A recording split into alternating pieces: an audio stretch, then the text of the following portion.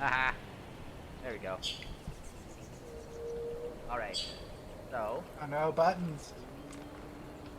when we last left off, over here, correct fashion, had our steady shoot ring dancer, our dancer, Isbell, Ducky, funnily enough, because you guys went straight to him, Ivory Drop, and Notley, all just kind of in this group down here, while the illustrious Little Spout was going around, getting your team all the information it can, being a register a team. Darkfire is kind of following around. One might assume that he just probably went back off to the circle, Fire North Bay. Oh, okay, okay. He was the one of the Druid Circle? Yeah, he went back to the Druid Circle because he saw, you know, there were party members fighting, and he was just like, you know, I'll come back later. And bye. I'm rather interested in something within that circle, anyway.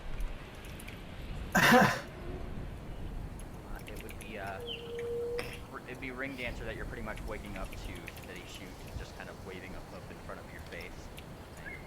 You alright? Who's this? Yo, steady shoot. You alright? It's pretty much what Ring Dancer is doing. Oh, yeah, I'm like... Yeah.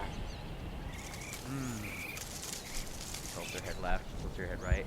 I didn't know I could punch that hard. Looks at her hoof. Still hurt. You have an iron skull. I move my jaw right to left. It's definitely sore. Right. Well, that's what I'm doing. I'm working that out. I'm like, how do I feel? Stardancer's in the background giving a thorough dressing down to the alchemist about making sure that you have a full account of the test subject before starting testing. Huh? Tilts her head. Her head? That's subject. His head. Talking to the alchemist, not Ring Dancer. Oh, Notley. No, that's the witch. Uh-huh. Okay, yeah. The one that started this mess, Carnelian Plants. Yeah, Carnelian in the back. Yeah, okay, I got you. Sorry. Yeah, that's. And he kind of rolls his eyes. Like I said, he signed the waiver. Knew what was gonna happen. Well, whether he knew or not is not my issue. He signed the waiver. Yes, but did he read the waiver? I happen to know that he's probably didn't. And he casts a kind of dismissive glance and wiggles his hoof in the air and just kind of almost takes a nonchalant tone with it. You can't expect those types to read. Yes, but you should have. I gave you a full account of all the different kinds of ponies. And he just kind of gives you this dismissive look, like he knows he's in the wrong, but he won't admit it. I know. Hear him referring to me as these kinds of ponies. There is a ice wall. Yeah, there's an ice wall behind you. You can certainly roll a perception. I don't want to. Okay. Well then, this would not be something that you hear then just natively, unless that's fine. That's fine. It's okay that I don't hear this. It would be. I don't really know how I would do it. How I would respond to that. Probably something more like sulking. Sulking is a good. It's a good assumption as to what he could do. Anyway. Yeah, you finished talking to. I was gonna say we should give Miss Little Spout a chance. She had to leave really last time. So yep, go ahead. You effectively, Little Spout, you've gone into what looks to be the university center. It kind of has, it has a lot of glass in it.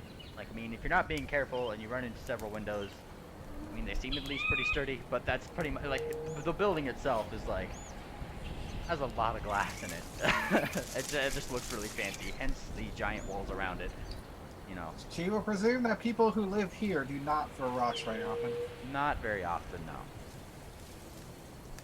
But she has all the forms that she needs. She just needs to sign everybody up. But I'm assuming there are specific, like, roster, like, this person is doing this thing and this person is doing this thing, right?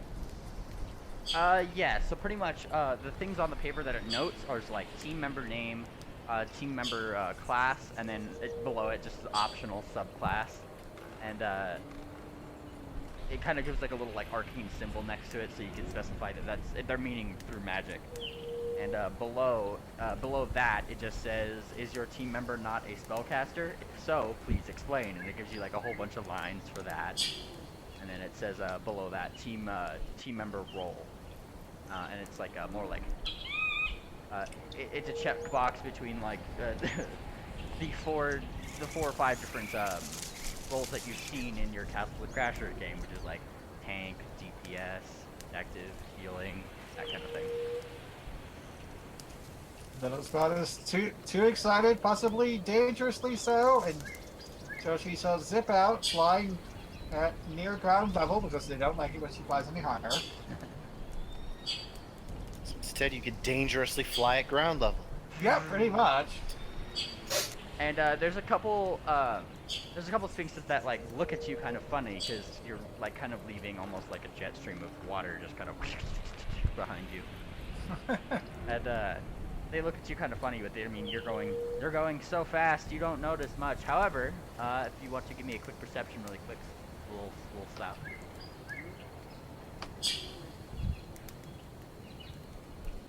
Ha ha ha. In the distance, you do see steady shoots. Well, you don't see steady shoots specifically. You just see a kind of a green mass in what looks to be several domes of ice out in the middle of a field. You've seen these domes of ice Cast before. it what, three? Did he cast it what, 3 times before it was over? Yeah, I think they'll cast a dome of ice 3 times. And I only broke through the 1, maybe 2. You broke through 2. I cast 3. Yeah, that's true. Or not, Ring Dancer with. And Little Spout, along with this, you do see a rather large-looking, sorry, as a hippogriff, right? Yeah, don't think. Yeah. Hippogriff. And with her, just standing on that bridge directly to the party, like the map's left, that bridge right there, is the pony that you'd seen in Steady Shoot's photos from before. She seems to be just kind of like looking over the bridge in somewhat of a kind of amusement, and Notley just seems to be shaking her head and putting her wings on her hips and looking extremely disapproving. Which is What? Little Spout gets distracted. What? How much do you know of what happened at the end of our recent dungeon crawl? You. How much do you know? How much did we? Let me be more specific.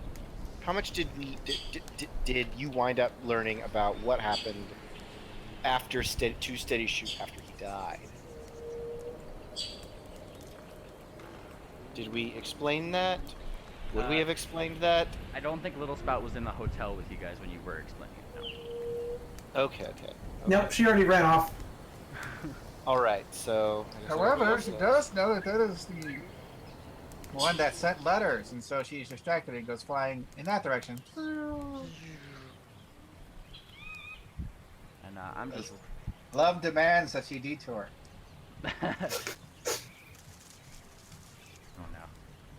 Oh no. There's also some, sports rivalry involved.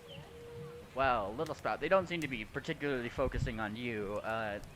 Notley, or I guess the hippogriff to you, would be kind of staring outward.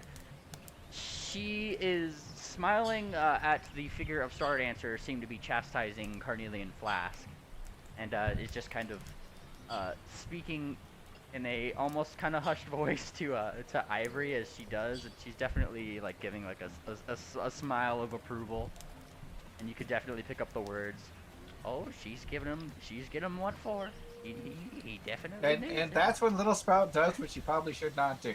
She thrusts a hoof at the mare and says, "I officially challenge you." As soon as I finish getting my team signed up, but I challenge you. You're going down. Are you talking to the mayor specifically or the hippogriff? The man. Okay. And she just kind of, huh? And she looks down. Oh, hi. Challenge me? She tilts her head a little Your bit. team, yes. Oh, I'm not. I don't think I'm team captain. She kind of thinks. If I was team captain, that'd be pretty cool, though. Be my first year. She smiles. Oh, wait. And Little Spout looks confused, tilts her head left, tilts her head right. Oh, you can only challenge the captains? Well, I mean, not my decision. She kind of shrugs. Usually the captains are the ones to decide that. I mean, some like Where's the captain? She says, throwing her hooves out wide. She kind of thinks a little bit. I think she seems to be like wondering where he might be at this exact moment. I think he might be in the Universalist building, and she kind of points to that star building in the middle. He likes to hang out there a lot. Pretty well rounded. Well, you tell him that I'm gonna challenge him, and he's gonna go down. Mm-hmm. And she nods, self-satisfied. Mm-hmm. And she kind of gives like a little laugh, and then rubs a little hoof on your head because you are small. Rub. And like looks outward toward the field and just continues talking to you. Well, I mean, you could certainly try. It's a scheduled match. I'm not sure if they'd let you in unless something bad happened to the team. Kind of class. That won't happen. Little Spout considers her adventurer trading. She figures the odds are higher than the mayor thinks. But being a good pony, she would not be involved with making that happen. Sure you won't. At that point, Little Spout holds up a hoof. I need to go talk with my team. And she goes flying over to everybody else. And you ruffle Notley's little garb that she's wearing, and you only just seem to kind of notice. She kind of says, "Oh my goodness, she's a fast one." And you just hear Ivory just from behind you, the pony, just kind of say, I know," and she just like continues talking as you get farther and farther away and can't pick up much more than that. Yes, I imagine Little Spout is kind of weird for like a wizard to consider. It's like, what is that? Steady shooting, Anyway, friends. we were.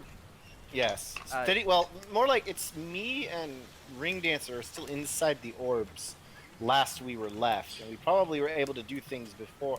I guess actually this is probably where we left off when you started your conversation with Ivory. Yeah, pretty much like, you opening your eyes and Ring Dancer just saying, "Yeah, all right, Applejack," kind of thing, like. Right. I'm like, I'm all right. Yeah, it's about where. I'm sorry. I'm sorry.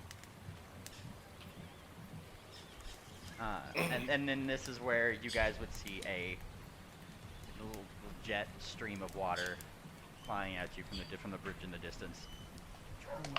Oh, okay. So Ivory is already leaving. Nope, Little Spout is approaching. Right. But at the same time, was Ivory leaving? Nope, she's just been on the bridge. She's just watching this whole thing go down. Okay. I'm like, where is? What was her second name? Did I know her second name? Yep. Well, I think you knew her just as Ivory, unless the party told you over that phone what her full name was. Okay, then probably just know her. Oh as no, Ivory. actually, because I remember you telling me this. They didn't say her name over the. Nope. Nope. So you wouldn't know. I'm like, I look through the water. It's clear The ice. water. Yeah. Yeah, the clear ice. Yeah, that's right. He made a clear one as his last Yeah. one. That's right. Because I was trying to make you focus on one spot instead of just hitting everything. Right. Anyway, so I'm looking over there and I'm like, what is she doing? Is she looking over here? Is she looking at me? And she definitely is for those checking this.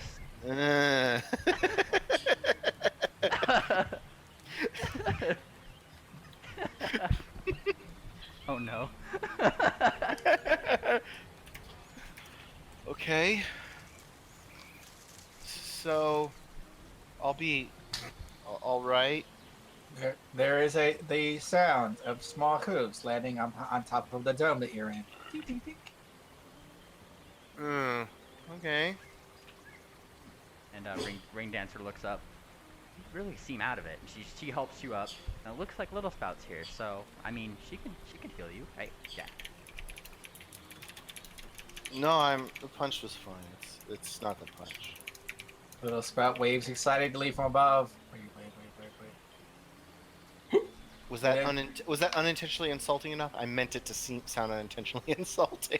And then he shouts right muffledly, guys, we're gonna be a team. It's gonna be cool. That was actually pretty realistic to the situation. Yes. And Ring Dancer she doesn't if you're talking to her for that smile, like that little bit of an insult. I mean, she didn't really she took it in her stride because you're kind of out of it. Okay. Yep. Did you hear me? I think she's talking to We're you. gonna She kind of kick someone's bottom. I'm like, well, I think she's talking to both of us, but and Ring Dancer looks up to you, Little Spout. That's great. I guess. Look, I got the form and everything. She waves the form. Wave. we know things are serious now. She's got a form. Yep. That's how you know all of the chips have been thrown down. Star Dancer and Isdell, you guys just see Little Spout shouting down through the dome that it was made. Yeah, Star's mostly ignoring at this point. I just Wrapping up, yelling at the other pony. I apply paw to face. And Little Spout hears a Listen, paw there's hitting my- a face and realizes, oh, there are people not inside a dome. She flies over to them. Look. I was inside the dome as well.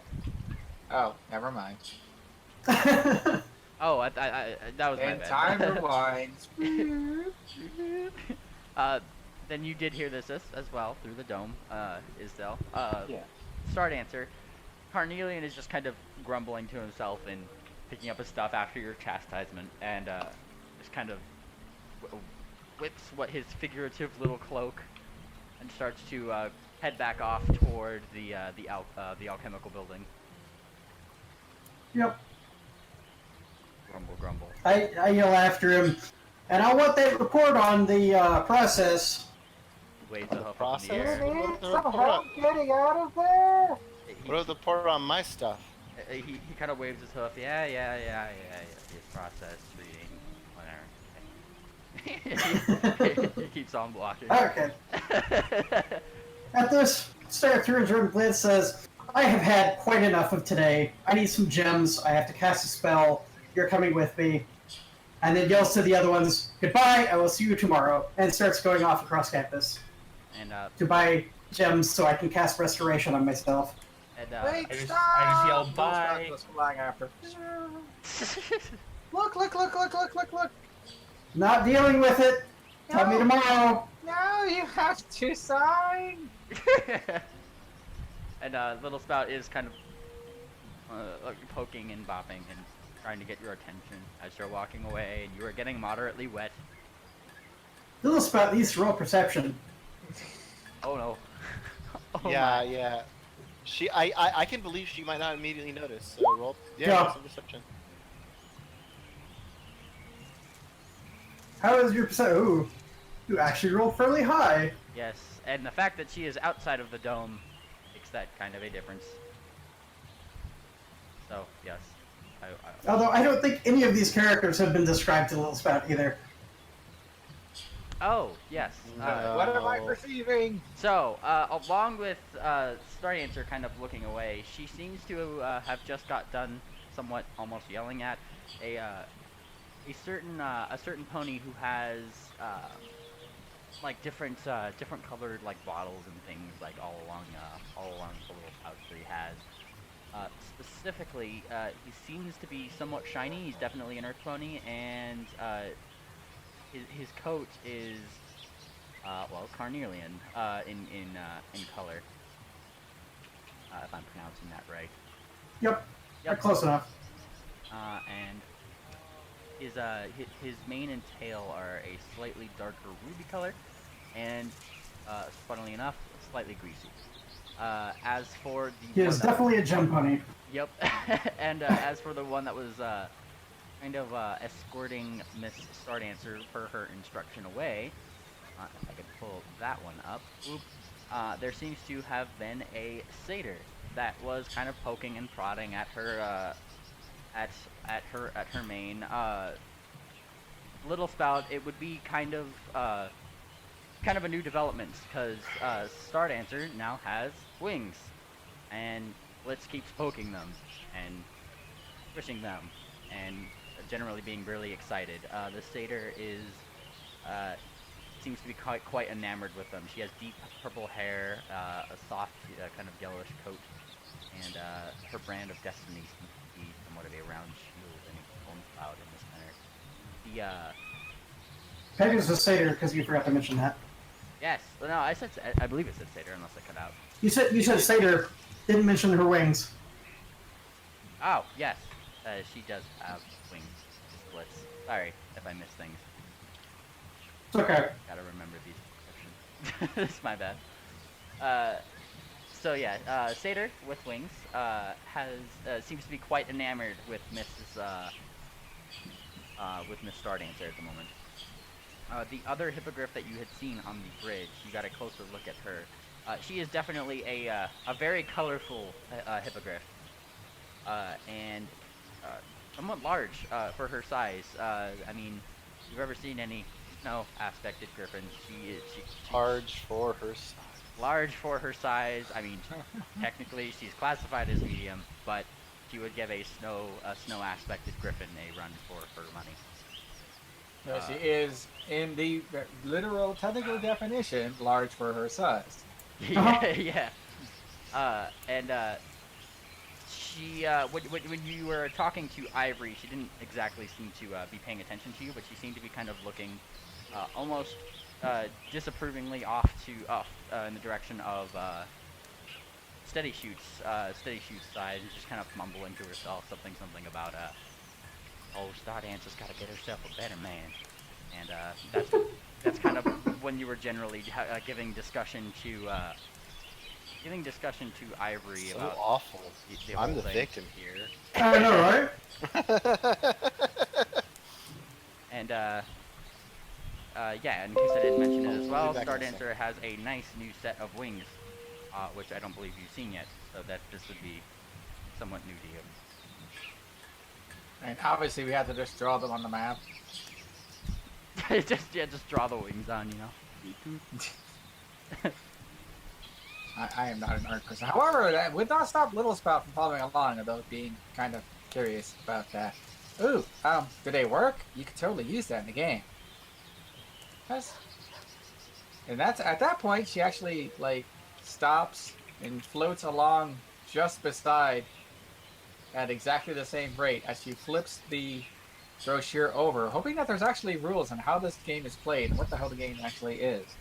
There is. It's a giant brochure of all the rules for new players. Woo! And I can I will get you those rules. Like, Actually, after going through all of these hoops to join the game, Nazi's like, wait a second, what is the game? that's fair. The brochure is a giant work of a game called Capture the Princess, but like with a question mark. Seems to be detrimental to the game's play.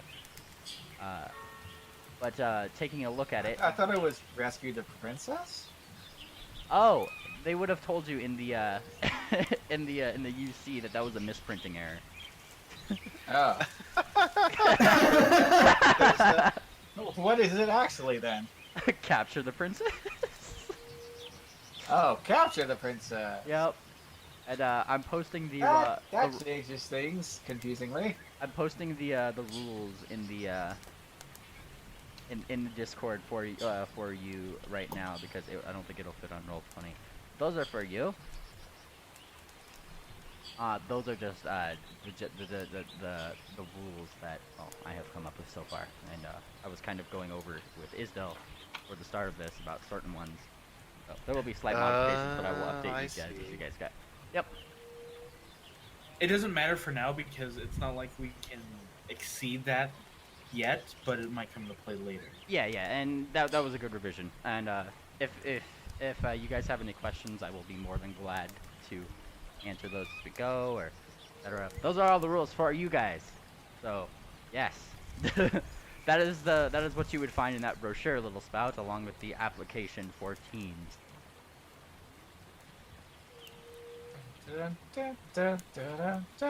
But yeah, like per the top, the general description of the game is played with 2 opposing teams, 5 on the field, 3 on the side, and 1 neutral team being that of a dragon. Dragon is typically a sorcerer or wizard using form of the dragon, though higher league games have been known to hire real dragons. Both teams' goals is to try to capture the other team's princess and to, quote, rescue her and take her to their own base. The dragon's target is chosen upon an initial coin flip to start and will focus on the loser's princess until that team scores or the dragon manages to capture her, on which it will flip its target.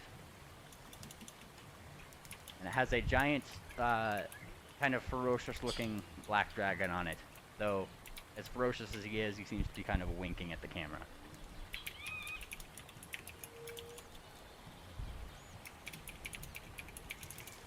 This sounds like a very expensive game. Uh huh. Well, I mean, university does it.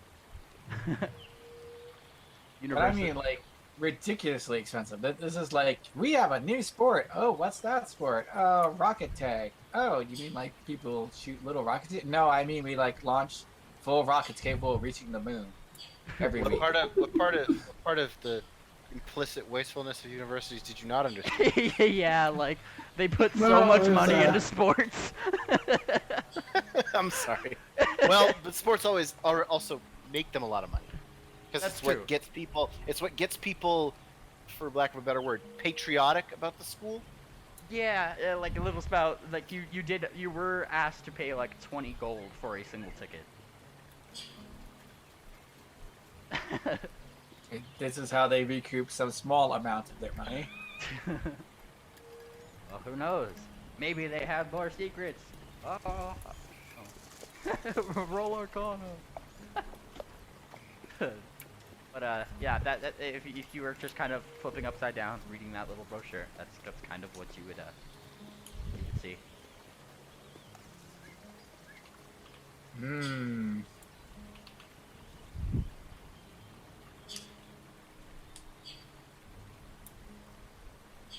Isdell mentions to Green Dancer, I am going back to the hotel, and just leaves. What? No, is nobody gonna? And she's still trying to help you up, steady shoot. Nobody's gonna. Okay, fine. And she just keeps trying to help you up, steady shoot until you are. Oh, I back up thought there. you already got up. Never mind. I walked back in. All right, I'm back. Yeah. I'll let. Actually, no. I probably would have gotten up in the case of being like, does she see me? Is she watching me? That's probably when I got up. And I mean, it's a little blurry through. As clear as it is, it's still ice. You could go ahead and give me a quick perception roll. I don't have this open. Now, Yeah, I noticed. Please excuse me. As Little Spout is floating along with her friend, That would be important. That she would be suddenly important. looks up, realizes that they've gone. Wait, where's Steady Shoot? Steady Shoot is going to be our princess. No. Good luck carrying him back to their base. Ha ha ha. Oh wow. Well, I mean, you could make me the princess, but that would be like way too easy. They just like pick me up and then they would just walk off with me. On the other hand, she says, I think this is making an assumption that like a player is the princess. yes, the princesses are their own thing, kind of like the dragon. They're not on any specific team quote. Yeah. After I said that, I'm like, oh, I haven't read the rules yet because that's quite a bit of rules, and I want to read through it right now. Yeah. Wait, are maybe you it said blaming that. Little Spouts for her eyes glazing as she's trying to That's read all not this? right. I was gonna say performance. Ooh, No, As- fancy. Those Somebody guys wants to get it attempting right. to read all that, Stars was Why don't- continuing to walk. Why don't you add 15 to that instead of 4, so it's a 20. Unnatural? Yeah. So Okay, see, Through- I didn't see the part where the princess is like some outside thing that's not part of the team. I thought each team had one, and so I got confused. Oh, I got you. That would make things significantly more confusing, harder to play, if the spellcasters that were the players were allowed to choose one of your spellcaster players as the ball. as the ball. I like how you put it like that. Hey, are you saying that wouldn't be great? I mean, I would make things significantly more complicated. Yeah, I interesting. I grab you, okay? I cast through teleport or fly or intangibility or all sorts of crazy, terrible things. So Hold on, let me do my multi-class brawler that has a million escape. so steady shoot with that roll of unnatural 20. Through the ice, you can still make out shapes of a little bit more finer details of her features. She is still looking through at you and Ring Dancer, and she seems to be almost kind of giggling, and not only is looking down at her and almost just kind of chastising her in a way. That hippogriff. I don't believe you've seen her. Well, no, you've seen her. Yeah, you guys were in the same room. It's kind of Was just the hippogriff the witch? yeah. Yes. So it's the one it's the other one who's responsible for this The- situation. The rainbow hippogriff. Yeah, it was the alchemist that caused all this. Right. Well, it's the alchemist's fault, but it was also the fact that I'm pretty sure that the witch is the source of the potion, and then that other weird thing that's going on, that may or may not be going on, that Steady Shoot doesn't confront, but I as a player, I'm totally curious about. But Steady Shoot is not kind of curious about. So, Yeah, or Star Steady just Shoot hasn't is- remembered about the love potion at this point because other things were happening. Yeah. No, You were nobody. going to ask, and then other things happened. Right. Ring Dancer starts kind of like nudging you out. All right, come on. She's like nudging you. Let's go see where Little Spout went off to. She can get Sure. you Yeah. better." Yeah. I guess. And are you moving yourself out of the ice dome? I mean, the ice dome is still iced over. How are we getting through it? Isdell broken used through. Isdell used his fancy dragon claws to Oh, carve okay. his We're way. just breaking it. Got You'd have to squeeze through it because you're large, but you could get through it. All right. I squeeze / half bust through it. Crack, crack, crack.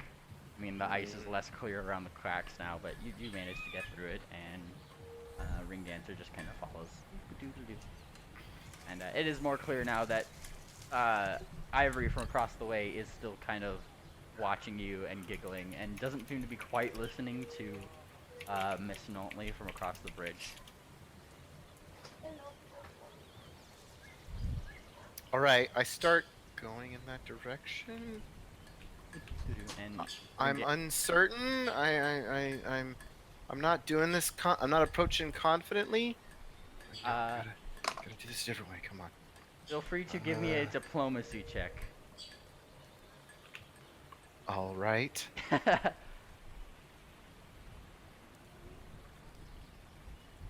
You don't know how tempted I was to click intimidate. 'Cause every other time you've been like, "Give me a diplomacy check," I've clicked intimidate, That's fair. Well, and I'm like, "This is the only." No. Steady Shoot would actually not do that. Ring Dancer is just kind of trying to follow along with hey, did you go that way? Okay, I guess we're going this way, and just kind of tailing along with you. Yeah, this way. She's Ivory across the way. She stops, kind of giggling as you start making your way over, and she just kind of tilts her head left and tilts her head right. And from your perspective, she is looking like the most adorable pony you've ever seen in your entire life. She's even doing that really cute little ear twitch thing. Twitch.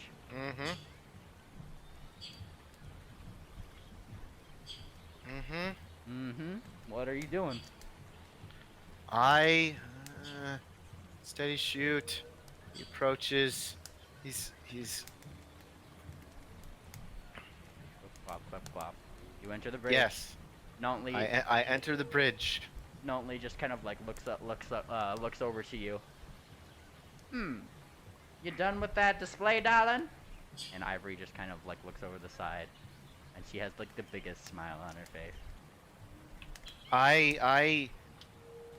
Oh, she really said that to me? I'm like, I kind of take some steps back.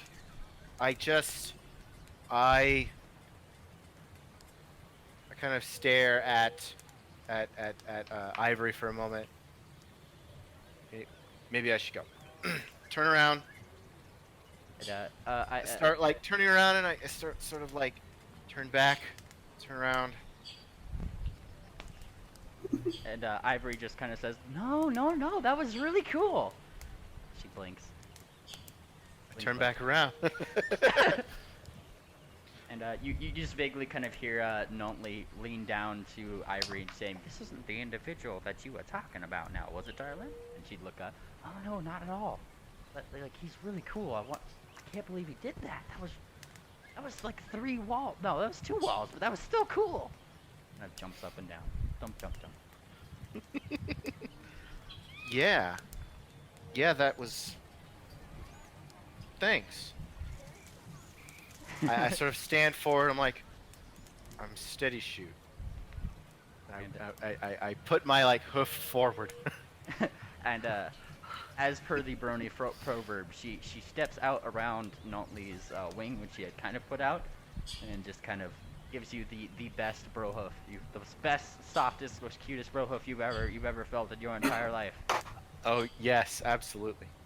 I'm Ivory Drop, and she just kind of jumps a little bit. "It's nice to see you."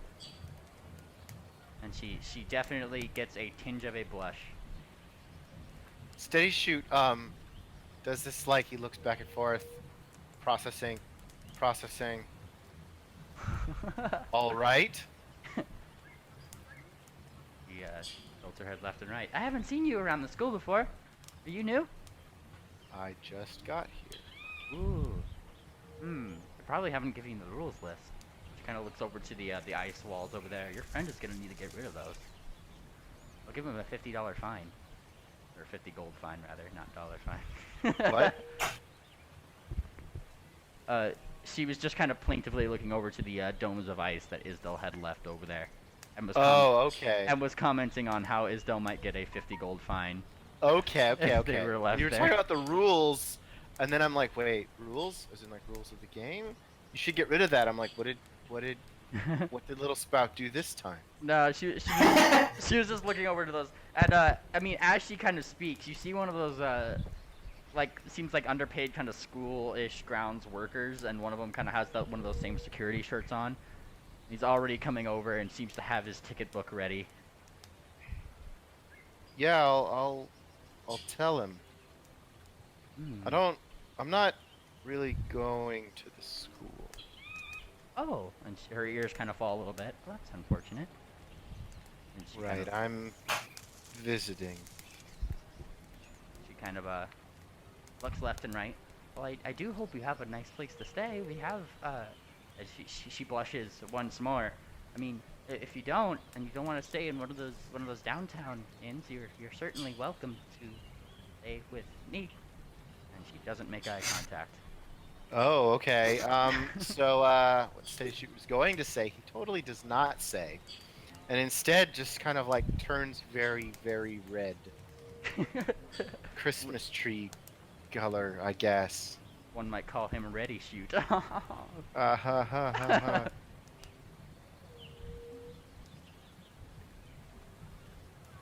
And Notley just kind of steps in.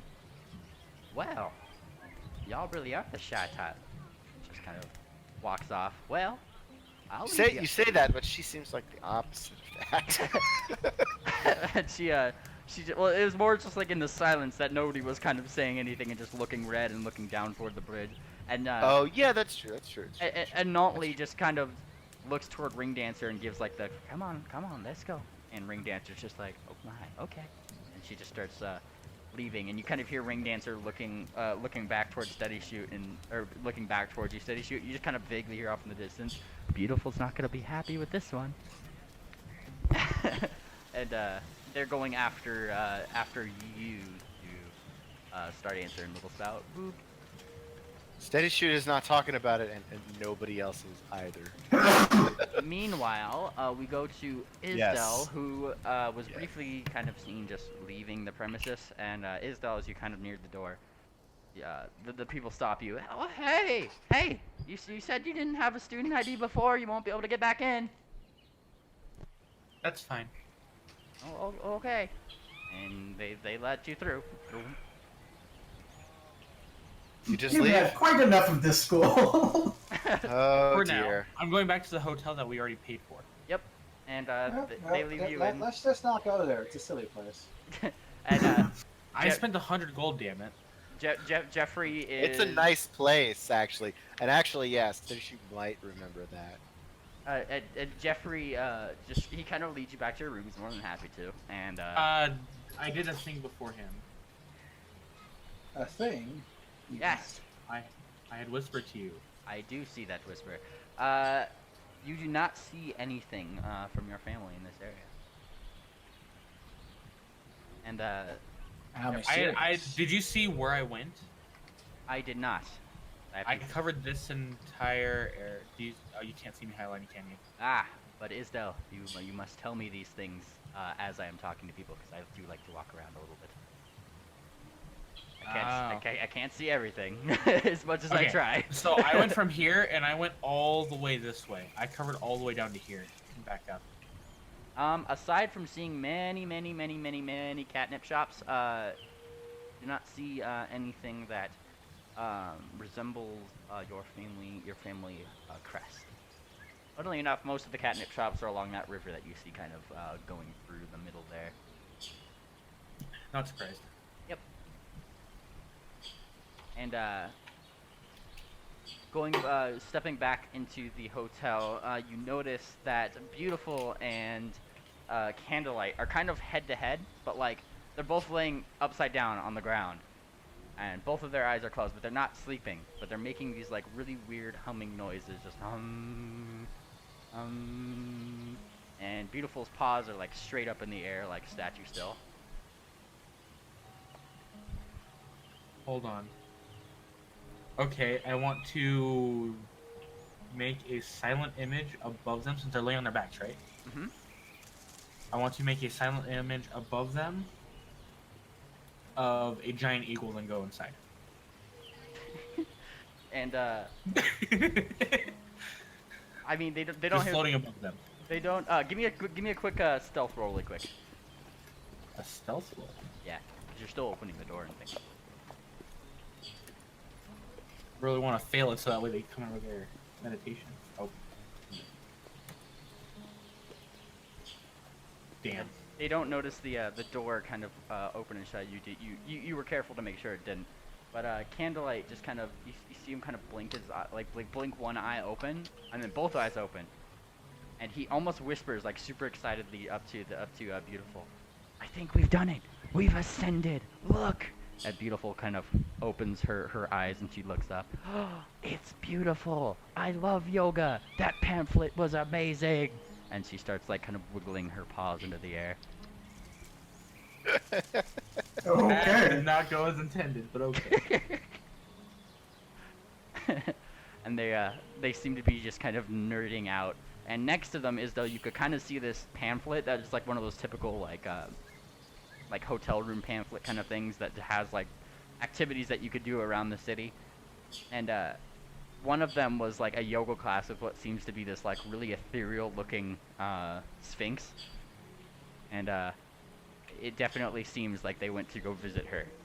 And we're now giving that a practice in the hotel. I make the eagle look like it's about to attack them. Because Oh, that's mean. Give me that intimidation roll.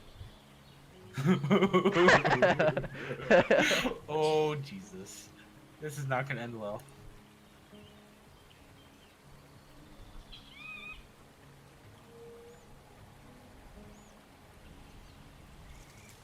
And I mean, Beautiful doesn't seem to react. Like, she's just, like, enamored with the fact that this eagle's flying directly at her. However, you hear Candlelight just kind of going, no, no, No, no, no, no! He just kind of And curls right up. before it reaches, I dispel it. He opens his eyes, and the beautiful kind of looks up at him. What? Oh, was that scary? And he kind of like opens one eye. Huh? Where'd it go? Where'd it go? Oh, I wonder what that means. And it's around this time that they look over to you and they see you. When did you get here? I'm trying really hard not to laugh. I said, oh, just a moment ago. Enough time to see you duck and cover from what looked like an eagle? I'm not too sure. Oh, you saw it too? And they look up. Wow, our minds are powerful. Just like she said. I just stifle a laugh and go inside and go to my room. Sweet. Are you doing anything in the hotel? Looking for anything or...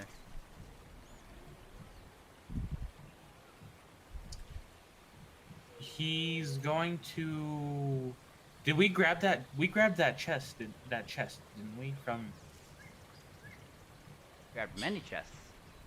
the last chest, the one that killed me. Yeah. And do you have a bag of holding? Because I believe you did tell me that you gave it to Steady Shoot. Looks good. I do have a bag of holding. Ah. I will take it. You probably put it in there. Probably. Ha ha. Because there was a lot going on. But I'm gonna take that out and study it and see if I can get it. If you can get what? Just try to see if I can see any other identifying marks besides the family seal. Give me a perception check. That might not end well.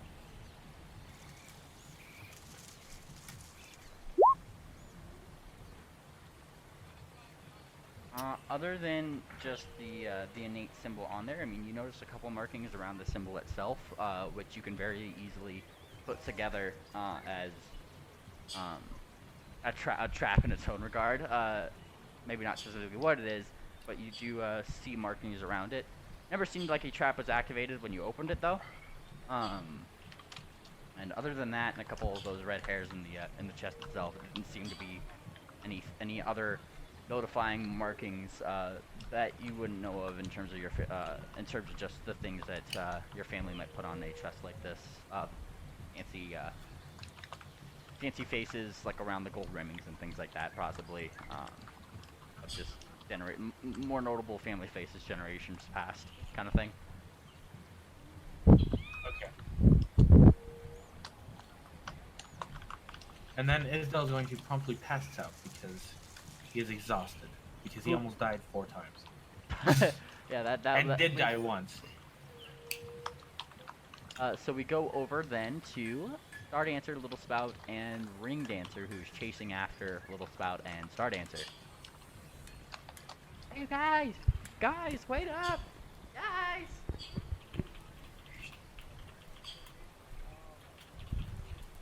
Little Spout and Star Dancer, you guys are hearing this.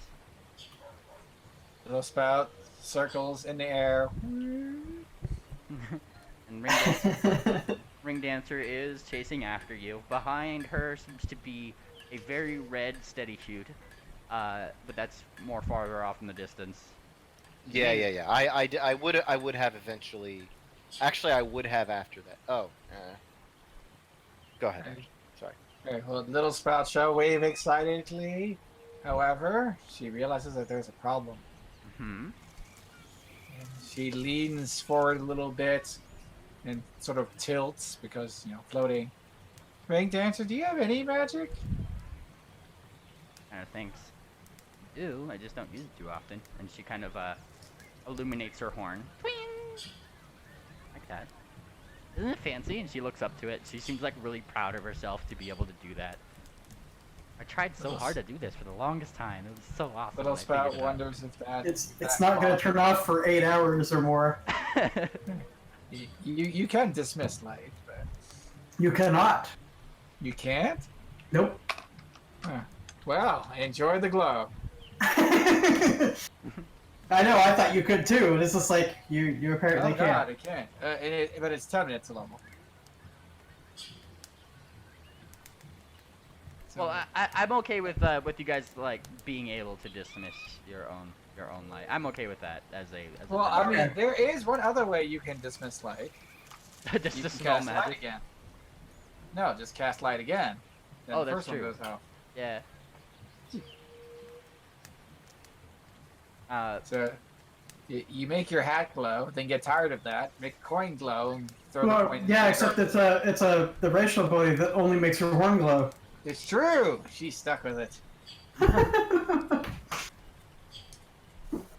But and looking through the brochure and on those rules there, she can join the team if if you guys wanted her on the team.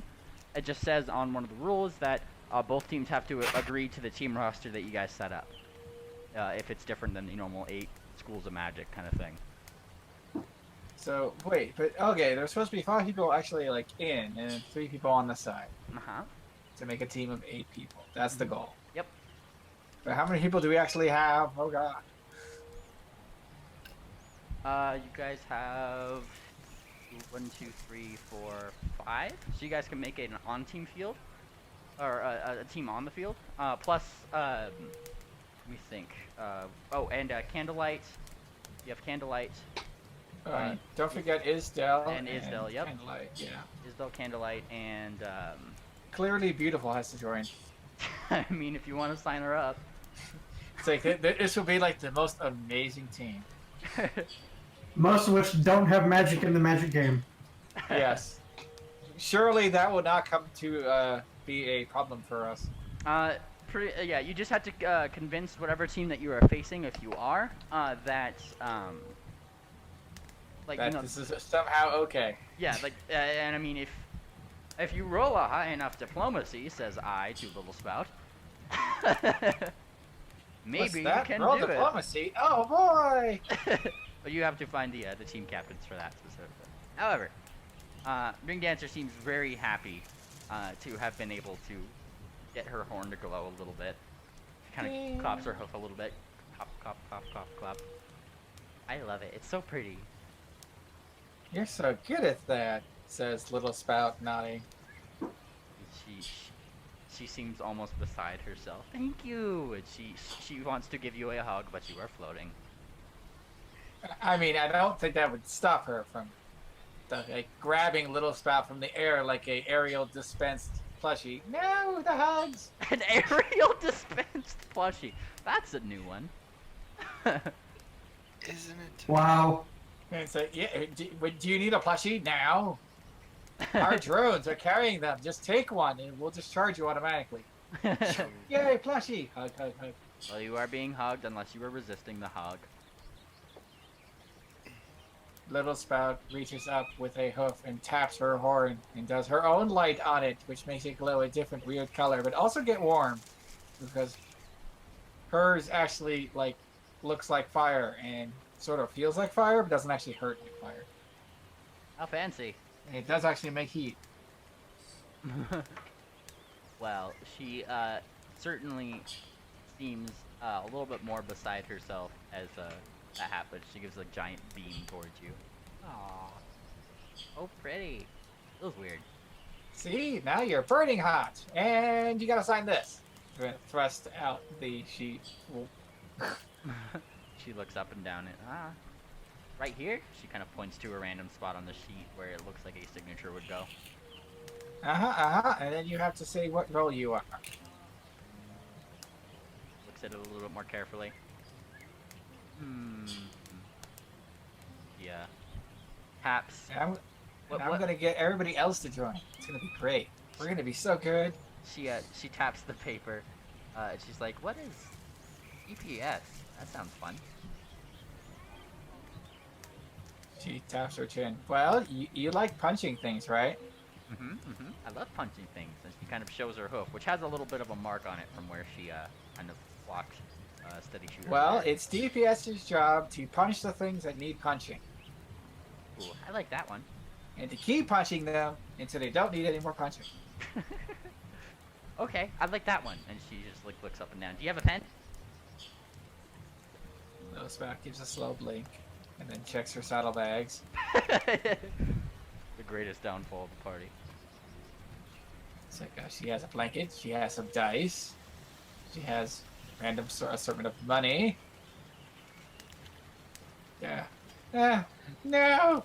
No! Do you She not says, have a collapsing to the ground, her hooves in the air. My kingdom for a quill! And Ring Dancer looks over to Star Dancer, who is, I believe you are still just huffily walking away toward the commercial area. Yes, she's slowed down a little bit, but is basically still walking. Hey, You're a Quite- wizard! Star quite Dancer, done with this day. we need you, Star Dancer. Please come back. Little spout What do is you down. need me? We Calls back. What do you need me for? a We need pen. somebody who's really good at writing, like you. She stops, turns around. Really? A pen? Yes. Yes. Ring Dancer holds up her hooves. I can't write with these. And she kind of just puts them into her face. Ring Dancer is a unicorn, right? Yeah. Sarah just rolls her eyes and points to her horn. I have terrible horn writing. We still need a quill. Come on. Besides, you're joining too. No? Yes, you're gonna be great. We're gonna win. So I have managed to not play that stupid game for the entire time I've been here. I am not starting now. But you'll be my bestest friend. And Blitz kind of looks toward you. Come on, Star Dancer. Look at her adorable eyes. She points toward I'm Spout. trying really hard not to. Puppy eye activate. And Blitz just keeps kind of poking you. Come on, do it. Do it. I know you can. Come on. Do it. Do it. It's not a matter of can, it's a matter of wanting to. Fine, if it'll make you stop with that face and stop with the poking you. Little spout begins clopping. Clop, clop, clop, clop, clop, clop, clop. Blitz considers this for a second. No, it won't stop the poking. It's you, Fluffy. She gives you a hug. What? I'm so glad that you're joining. Yes, yeah, rolls eyes, yes. Little spout considers. Then she shakes her head because she knows that she is fluffier.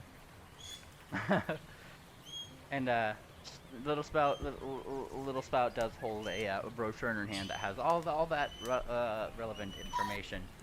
And if you were looking, I mean, she was holding it in her hand until she went, "Oh God, I have a hand!" And oh, my bad. She holds it in her hoof, and I mean, if you're looking at the thematic section that you would probably be signing up for, there would be... No, I'm pretty sure it's more adorable than that because I'm pretty sure it's dangling from her lips, and she's just like looking like a dog who's so looking forward to this. Yes, she's presenting the paper to you, Miss Star Dancer. Sarah pulls out a pen and an inkwell. What's your role gonna be? Do I have to? Please. I mean, Ring Dancer is saying this at the same time. Please. Fine. You'll be really awesome, and you get to show everybody how awesome you are. Always awesome and don't care about the other thing. Sign up under the transmutation, whatever transmutation is. I haven't actually read the rules. Perfect. So yeah, there's different roles. There's like all 8 schools of music and a check mark, like with checkboxes, Music? as well as yeah. There's there's one that's also like universalist. So even I mean it doesn't really specify like music or not. It just says what your general role would be. And then like what your team's focus would be in terms of like what type of team. So this is like the second time you said it and I repeated it and you completely didn't notice. What? Oh, sorry. What'd you say? Music. M-U-S-I-C. So all of a sudden it's now the band competition. Oh. That would be kind of. How else are we gonna defeat the sirens? Come on. Wait. Yes. Were you signing up for transportation to music? You're the one that keeps saying music. I'm not sure why, but you do. What? Yeah. Cause it's Duck and he's got music on the brain. I mean, Apparently. I I'm so suppose that's confused. fair. Magic. Oh. not music. Oh. Have I been saying music by accident? You have been saying Yes. music the entire time. Oh. Over and over and over and over again. And then we say it, and it just completely over your head. It's hilarious. Oops, I'm sorry. Well, magic is what I meant, yes. Yes. And, Yeah, you started off with the 8 schools of music, and I'm like, okay. the 8 school. Sorry, yeah. My favorite school of music is glockenspiel. rock, hip hop, It just has like all the different. electronica. And it does What else do you ask. have? It does ask specifically if you are a spellcaster joining this, what type of magic you have. There's like arcane, and it has like a bunch of check marks under that, and it has like like religious, and it has a bunch of check marks under that, as well as an other box, and it has like nature under a third. And the one under arcane has like different things like bloodline magic, like wand and books, and then there's one under it that it does actually say music. Well, yes, because bards are a thing. Yes. Right, but there's no place for sorcerers that turn into tree people when they get really angry. Blood magic. Oh yeah, okay, never mind. That's totally what I would go under. Bloodline magic, yep. Okay, yeah, properly cited out. Primarily transmutation. Perf. And Ring Dancer looks beside herself. Yay, she did it! But can you help me? Okay. Can you help me write mine now? I'd be under this other column, and she kind of points to the paper. Like it's pretty much like a giant other column that's just you could write whatever you want, pretty much. If you're not a spellcaster, which is pretty atypical, it seems, for the sheets. What is your Very special end. talent? I punch things. It's pretty much like she just needs help describing that on paper. Okay. Right, I because she punch real punches good. things really well. Yeah, I punch Yeah. things good. So we spend another 30 minutes going over that. And, I'm okay, afraid of bull rushes. that's way too long. Okay, how do we shorten that? Okay. Yeah, okay. How do you, shorten what Little Spout does? Yeah, that too. You could pretty much, well, like I said, the very nice lady, Little Spout, that you talked with, said, like, if you want to put down magic as a school, you would be kind of check evocation and abjuration, if anything, and or abjuration, depending on what you want to kind of. All right, you say that, but I think just in terms of what she actually does, besides herself, it would be primary evocation, secondary illusion. Ooh, fancy. Well, you could certainly put yourself down as that. I'm just telling you what the fancy lady kind of told you, given your water shield and fire that you kind of displayed to her. Yes, she does have a water shield at all times, but that's like the only thing she can do. She will never like shield her party or do anything like that. So she's really not much of an abjurer. That's fair. That is fair. Whereas she can create all sorts of crazy illusions, both externally and internally. That's So true. that makes more sense to call that out as opposed to an abjurer. At least in my head. In my head. In my head. That's fair. That's fair. And I should note, below each thing is like, if you do get accepted, how do you want your teammates like introduced, kind of thing. And you guys can feel free to give me that later. Ooh, ooh, ooh! And she points at it excitedly. I should be Little Spout, Avatar of Lost Data, the best goddess, yes? Ice cold. You could definitely put that on there. Are you expecting a response? Well, I mean, you're the one writing it. I see. So she just says that. You could write something else. No, Sarah'll do it. Roll her eyes. Okay. It's What like, do you say? I'm just saying, I imagine her like walking out into the field and here comes Little Wet. And she goes, wait, what? That's not what I said. We had to translate it to Sphinx and back for some reason. No! The sadness of the real. Anyway. Okay, so yes, we get that all filled out. Okay, have, can I go buy my gems now? And bring in. I've been drained by the stupid wraiths for 2 days now. Little Spout waves excitedly. I have to do you a favor now. You did me a favor. You want me to get the gems? Do you even know where to get gems? No, but you can tell me.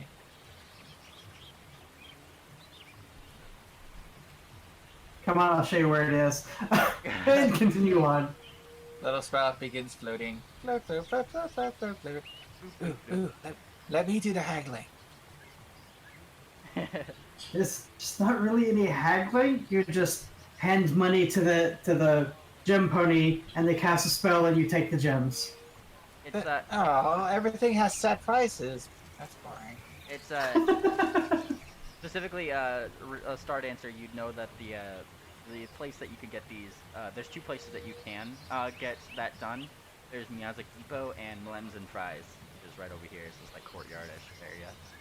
I only saw you point to one of those, and I'm probably going to the wrong bridge then. Oops, right over here. Oops, sorry, me. Wait. One of them has fries with their gems? How do you not go there? Both of them over there? Okay. Yep. And for some reason, I thought that was the north area, so I was completely going the wrong direction. We can just ignore that and say we've been going in this direction. Yeah, I got you. Whoosh. And, Little Spout, you guys start nearing on that bridge that you had previously seen those 2, like, kind of making fun of you. However, you are definitely allowed to go over it this time, so. Well, I mean, I'm You're actually not trying on to the come in bridge. from the and outside. Exactly. Ring Dancer just kind of plods along. What's up with little steady shoot? What's he doing? Yes, steady shoot. Go to you. Love story. All right. So at this point, I say The music. Oh my gosh. Come on. Oh, it's a lovely story.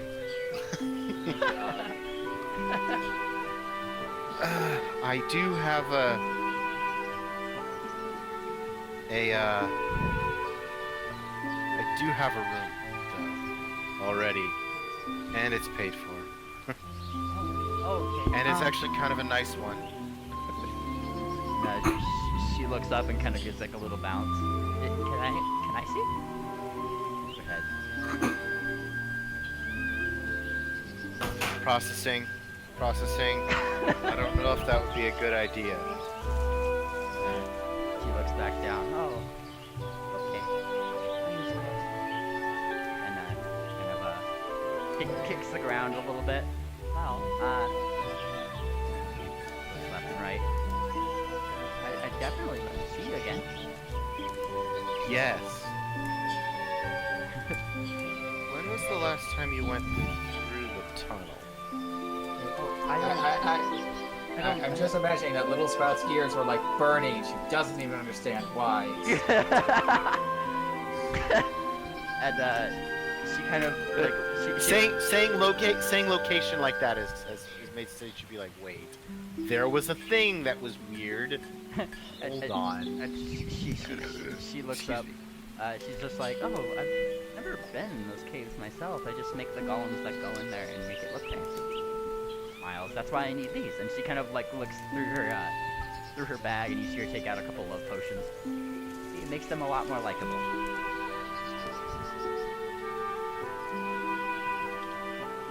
What? She has a couple love potions on her that she pulled out and was explaining that the golems that she sets up through those caves make them a lot more likable. The love potions make... She's saying she... I don't know. I'm afraid I don't... This might be in character. I'm like, wait, what? She just kind of, she hops up. It seems like kind of happy that she can be somewhat present, and she continues. Oh, I'm not sure if you've been in those caves, but there's golems in there, and they are really, I make them. That's part of my study here. She kind of gestures to the college. And one of my recent projects was making real lovable golems, because everybody thinks they're really scary, but I think they're adorable. And she ends her statement on a little hop. Tap, tap, tap. And that's what the love potions are for? And she nods really fast. Yes. Have you made a love potion for not that? Oh, I don't make love potions myself. And she kind of gestures out to where she saw Notley go with Stardancer and all them. Oh, Notley makes them for me. She's our witch around here. She kind of rolls her eyes. She's a little overprotective, but I love her. But you... Actually, I guess I gotta ask a mechanics question. How aware would Steady Shoot be of I am dosed with love potion?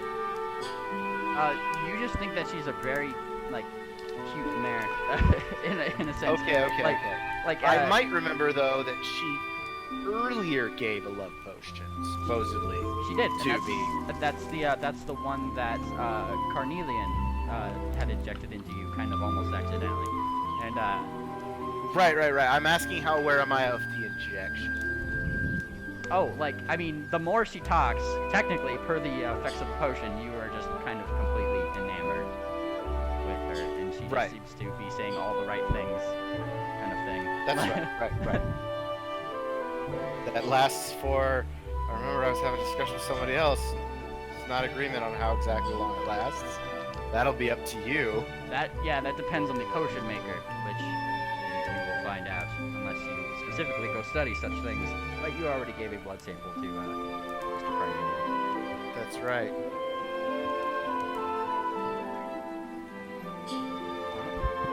Yeah. Alright, right.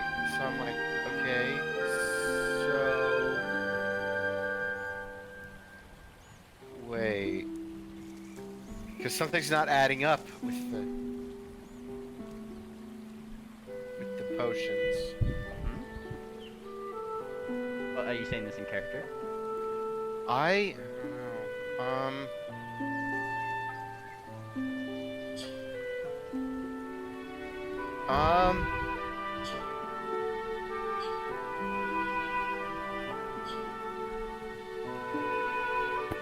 I guess the question is, would Steady Shoot naturally try to bring up... I'm trying to decide what Steady Shoot would do. Well, whatever he would do, just know that he is under the effects of a love potion. You would take that into consideration. Right, that's what I mean. Is like, does the love potion mean that he would not say anything that might jeopardize it or be weird? Or does it mean that he would still... Because regular Steady Shoot would totally be asking for clarification now. But love potion Steady Shoot might not. You are pretty much enraptured with her in a way. Well, so I mean, like, that doesn't mean that you're like more charismatic than normal. It just means that. No. The thing is that, like, she's acting like she just met me. And I have a note, supposedly from her, that indicates that she did not just meet me. Right, but I On mean, my person. the way I see it, it doesn't change your personality. You really like this person, but you're confused about a thing. What do you do? Exactly.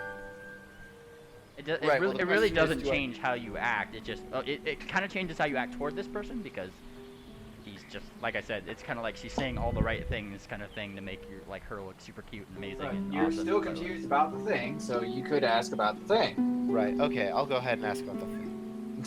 How do you Like, present the like, thing? I have a note from... Well, why don't you read it? I take out the note that's... Yeah, she looks up at it, and she kind of tilts her head at the kind of pinkish envelope that it was in. Oh, that looks pretty. And she reaches up for it if you're This handing is it. direct... I'm like, one moment. I want to actually look at the note again and see exactly what it says. The note is like a 6 or 7 verse handwritten. It's kind of like a sonnet. It's just like this whole thing that you could probably think that you could put to music of like Sure. a school song or something, but it's like telling of all your amazing deeds and things like that. And upon it, some things that don't seem to quite make sense. such as like sailing over many seas and all this other things. Like, you know, it seems like she was. It almost seems like she was like kind of fabricating some things to like make you look super heroic past the things that you've already done.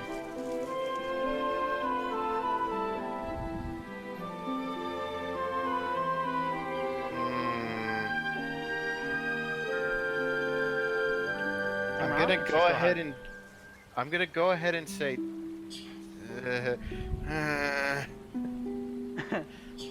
Is this a good idea or a terrible idea? I can't figure it out. She's holding up her hoof, and she just kind of looks out. Is something wrong? She's like waiting for the note if you were handing it down to her. I'm like, no, it's all right. You say you've never been through the tunnels, because I just went through the tunnels. We got here through the tunnels. Oh, did you see? Were they working? Were my golems working? And she just kind of starts like bouncing up and down. Oh my gosh! I hope they were working. Yes, they were. Yes. And she just kind of like looks back up. There were also fire giants. Oh. These extremely loud dog things that tried to kill us. She kind of thinks. Has nobody been in there in a while? Golems are supposed to take care of those. Are they? They're technically supposed to, but did they not? No. Maybe I put too I much. mean, they They're did help also- against one set of the dogs, but I'm not there to say that. They're also what? They did help against one set of the dogs, but I'm not there to say Oh. that. Well, it seems like she's just kind of taking mental note of this. Probably put too much love potion in them then. I'll have to modify that dose. But at least if they were friendly, and she kind of like looks up, were they still trying to make the place a better place? Sort of? She kind of tilts her head. What do you mean? Well, they were building. Well, I hope they were getting along, and she kind of nods. We can only hope. And she kind of she lets her hoof fall. So do you want me to read that note? And she kind of tilts her head left, right. It was given to me while I went through the caves. Oh. Kind of looks almost intrigued. Did the golems give it to you? Because she's already noticing that it's pink and everything. I say I don't think so. Well, lay it on me then. Let me see it. Hold up her hoof again. All right. And if you're handing the note off to her, yeah? Yeah, let's hand out the note off to her. Like, does it still have the picture with it? The what? Does it still have the picture with it? That depends on Steady Shoot if he's giving the picture too. I mean, if I took the note out on my own, then I'm not getting the picture. Okay, cool. And she takes the note and she starts reading it. And the biggest smile just starts to go across her face. And she, as she's reading it, she doesn't seem to have gotten to the bottom yet. Aw, whoever wrote this seems to really like you. She gets toward the bottom. Sees the signature. Kind of tilts her head. Kind of puts up to her mouth. Oh my. Somebody seems to be trying to impersonate. Looks up. Looks down. He seems almost kind of speechless.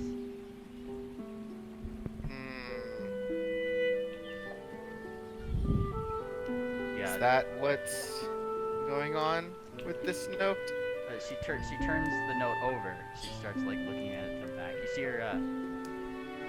You see her just kind of mutter some what you could assume to be magical words. Kind of tilts her head left and right. I'm familiar. Well, I'm reasonably familiar with magic words, as like I will like recite magic words for like. I have some arcana and I will recite magic words for.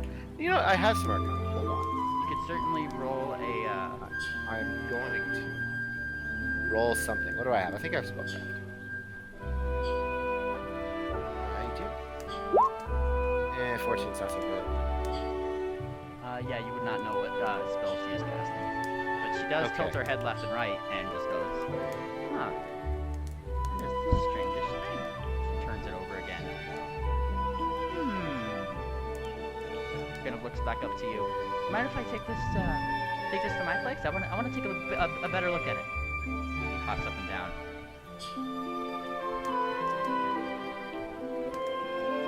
Right, that seems like a good idea. Did you wanna? So you gotta stop for a minute. You wanna come with me? Yes. Probably exactly like that. Pause. Yes. And she races a hoof. Woo! And you see her turn around. I got myself a date. And she stops. Oh, if you don't mind. And she looks up. She definitely looks a lot redder, having shouted this to everybody. And the security guard putting a ticket on the dome out in here. Like turns his head. And he just turns back and continues working on the ticket that he was working on. Oh yeah, I totally never told him about that. Whoops. I'm sure this will have no negative consequences. Well, if you are following her, she is going up. Kind of Yeah. right up there. Now there's business and there's a reason for me to follow. I can't make an excuse. So, Isdell, are you doing anything other than sleeping? Well, I'm assuming it hasn't. What time of day was it? I believe you guys got out of the Universalist building and like you got to the hotel around like 3-ish, I would say. Okay. But like the windows are cool in this place because you can effectively set what time of day you want it to appear like the outside, even though you're not technically looking outside. Actually, hold on. I wonder if I have. Where the music here. There we go. Oh no.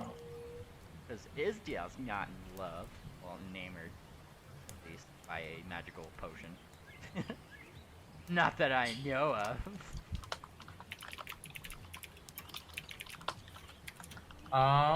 Hold on one second. I have to look at something really fast. Well,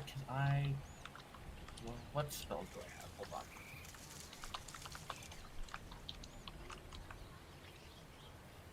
Sorry, I'm actually having to look at something. There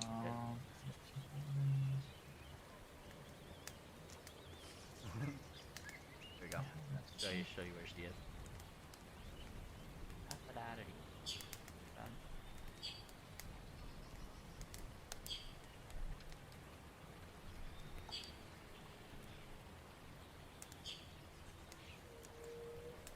That is her path that she is taking, you steady shoot.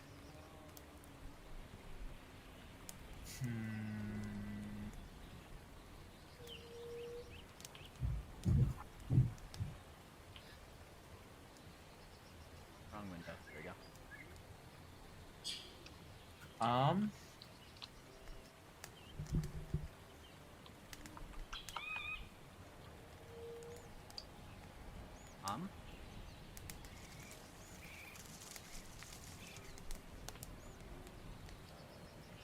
Isdell? Sorry, I'm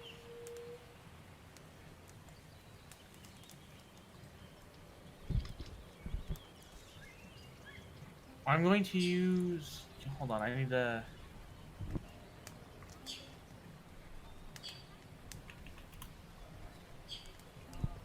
I'm going to use detect magic and focus on the paw print on the bottom of the box,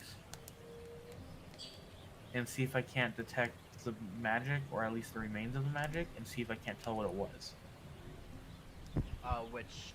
Just like the whole blocks in general?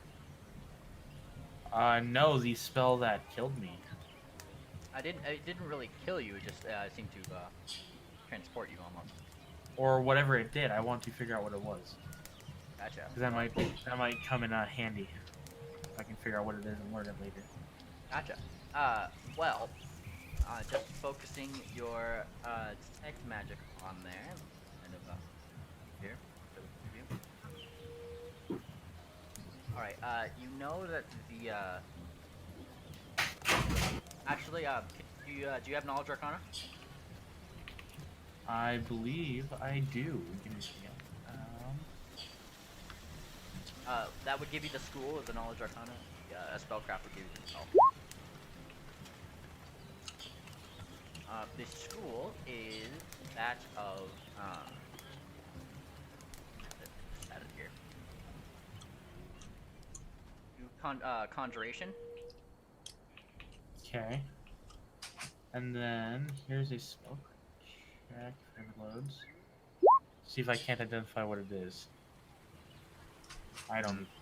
That would not be high enough for this spell No. that it is. However, what you do get from that is that the little trap that you had noticed in runes around the family symbol, that is specifically a cone of cold that seems to still be ready to be activated, just hasn't activated.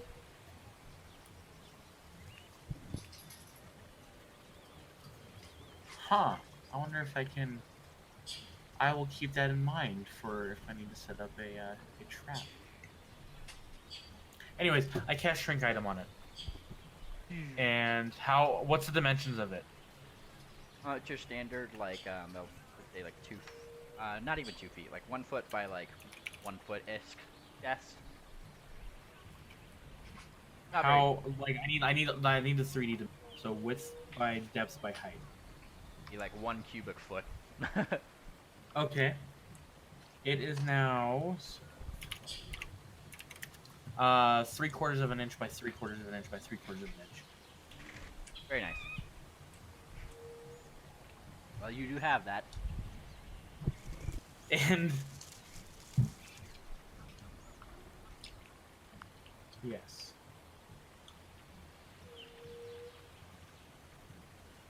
Sweet. And is that And Isdell is then going to go out and boop-a-doop-a-doop, walk around the other half of this part of the city for the next who knows how long. what half? I'm doing this thing now. Okay. You won't see it yet. I'm still doing it. You'll see it here. Is it the eastern or western half? That's pretty much what I'm asking. I already did the western half up to the river. It's the eastern half. Well, over there, you would find many other barber shops, blacksmith, potion shops. Funnily enough, a couple herbalist shops and more catnip dispensaries. It seems like most of the young lynxes seem to be going to the catnip dispensaries. Not surprising. But you do not find anything that would promote, like, your family symbol. I did see your path, so. Yeah. I gotcha. I mean, you don't even get funny looks for just, like, walking around. I mean, you seem to fit right in with all the other sphinxes and the decent amount of Persians walking around. You actually get a couple compliments from some other gay Persians that are just kind of like looking outward. And they're complimenting your headscarf. Seems to be a pretty progressive You town. gave them no attention. And we go over here to Star Dancer, Little Spout, and Ring Dancer.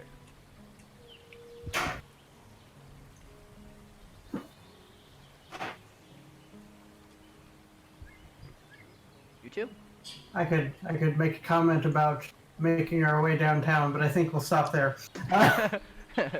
Lemons and Fries is specifically right over here. No. Probably just walk the easiest way is just down the. Feel free to give me a quick. Feel free to give me a quick knowledge local check. Also, Little Spout, are you there? What? No, obviously I'm not. Well, Obviously. yeah, I was just making sure you were you're part of this action, so.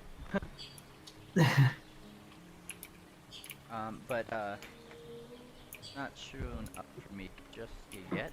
Give me a second. I just have to get myself some. Ooh, there we go. So that knowledge local, you've heard of Lemons and Fries. It's effectively like a nerdy kind of area. There's like all sorts of things around here. There's like the central area is like a giant LARP area pretty much. And then surrounding it are just in-character shops and things that you can get multiple different things done. There's like restaurants and the things that you're looking for, like for like converting Gold of Gems. There's one of those around.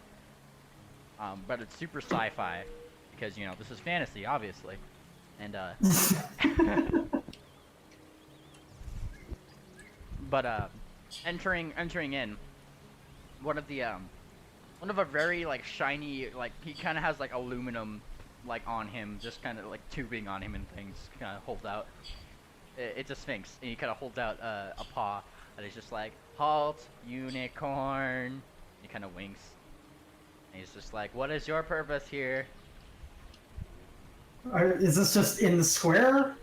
It's like just outside of the square. Like he's barring your entrance into. Oh. Like, you can look into and see there's like a giant group of, like it's like a really elaborate space age looking area, and you could tell it's magical. But like people are like acting super like futuristic and things. Little Spot is confused. He does not understand this anachronism. Well, if anachronistic is the past stuff, what would be the futuristic? Let me think. What would like medieval people like look to the future and be like, "Huh, this is like space age for us." Like Yeah, I just had to check really quick, but no, anachronism works both ways. It's just when something is not in the right place. Okay.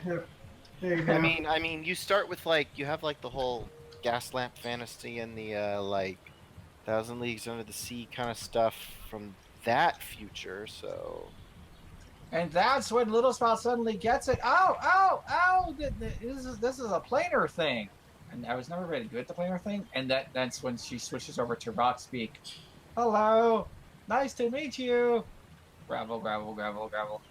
And the Sphinx is all dressed up, just kind of like looks down, and he kind of whispers to you, Star Dancer, "What's she on about?" She's greeting you, Oh, I think. is she here to LARP too? He kind of like looks toward I Little Spout. don't think so, but she would probably enjoy it. I'm here to shop. Oh, well then you don't have to pay an entrance fee. And he kind of winks and he kind of opens up. "You are allowed in, unicorn." And he puts his hand back down if you're entering for Little Spout. "And you, little pony." Little Spout gives a nod. Says that is a perfectly valid description of what she is. And he looks down. He's clearly trying to act robotic, in his like little cosplay getup that he has going on. the future is intelligent golems. That's the future. Yeah. I'm just saying, this is how Little Spout dealt with the last intelligent constructs. But it's not working, so she's really confused. Like, okay, doesn't speak turn, but clearly seems to speak common. All right, she says, holding up a hoof. Since you speak common quite nicely, you've already passed the first test, she says with a firm nod. Oh my god. Okay. Are we really going into that right now?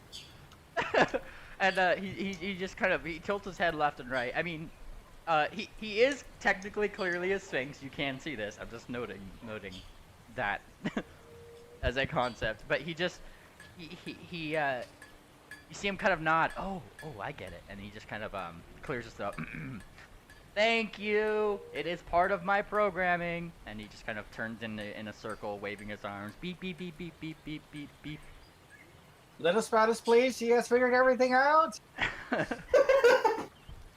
Now, to continue with my investigation, I must inspect the premises, she says, waving imperiously.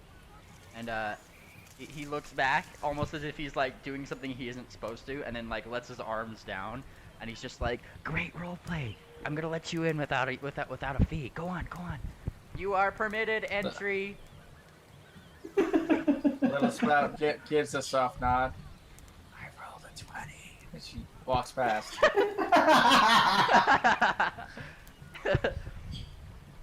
As soon as you kind of walk past, you walk through Little Spot. Ring Dancer, you feel this too, but Little Spot's a little bit familiar to you, just more recently in recent memory. You kind of walk through what feels like this like barrier, kind of like you did in the Druid Circle. However, as soon as you pass it, there, like you start hearing this like really beepy sine wavy-esque music, just kind of like filling the air, almost like kind of like elevator music. If you're thinking of movies, kind of imagine Wall-E in like that main area where everybody is. It's kind of like that kind of ambient sound. And there's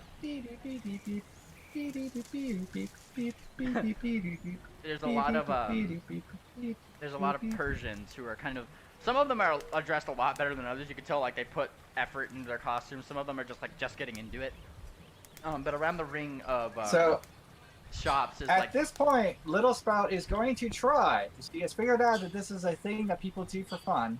She's going to try to make a costume that fits with their theme. Now she has an unfair advantage in that she just, disappears in a puff of smoke and is suddenly wearing the thing.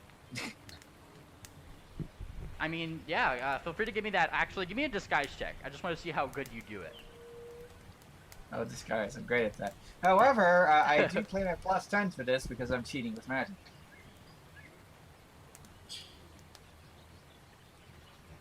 Ooh, Oh, look at that. So 27 with the crazy cheaty magic. Well, changing your costume, you could kind of imagine you're comparing like some other things. You're kind of picking apart from other costumes, and boop, you kind of poof yourself up a nice. It looks like kind of like a wetsuit-esque looking, like black and yellow thing, black and yellow suit that's almost skin tight. Am I wearing a fishbowl helmet? Yes. Yes, a fishbowl helmet, and upon like kind of like a little like pin almost is kind of like an upside down A, but without the center, and it's just kind of curved inward. Little stars in the middle of the thicker part of it. And so Little Spite goes to join her kin. And Star Dancer, just looking around for the shops that you need, you see that like the shops that are kind of lining it, they are space themed, but they actually do seem to have a purpose other than just being space themed. One of them is like a small little food court.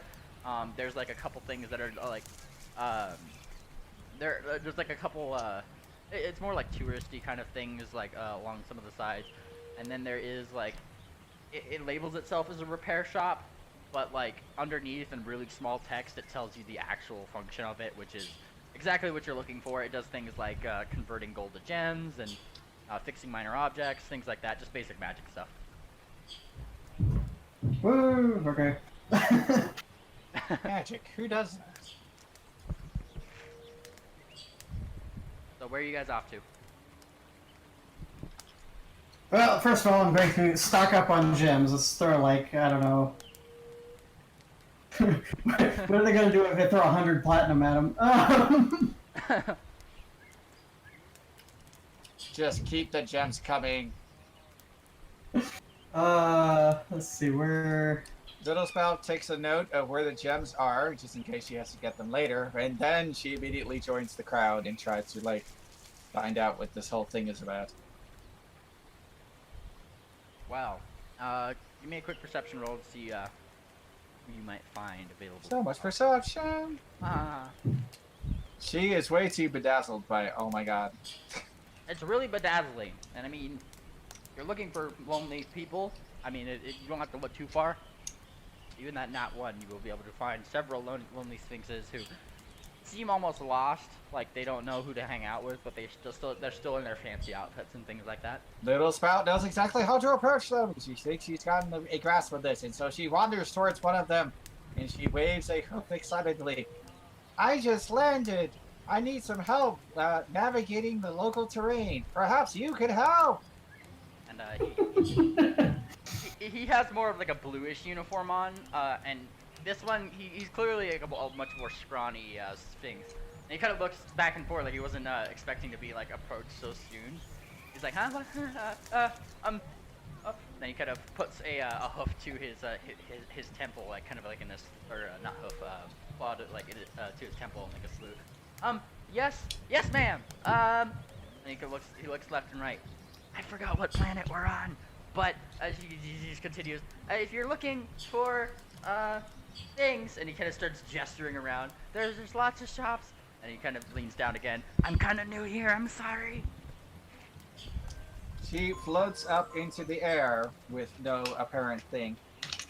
I am unaccustomed to the restrictions of the local gravity. But I'm not here for things. I am here to eat people. And she reaches out to poke him on the nose. Poke. You're here to beat people? What? He looks almost like a little scared, and then he just kind of, oh wait, that's part of the. Okay, I get it. And he kind of nods. Well, ma'am, if you and he's still watching you go up and up and up and up. He's just like, if you're looking for people, I know one of the captains likes to frequent here quite often. And he starts looking around the room. I think, and he kind of squints his eyes. It's Captain Oblivia. She's part of the druid team.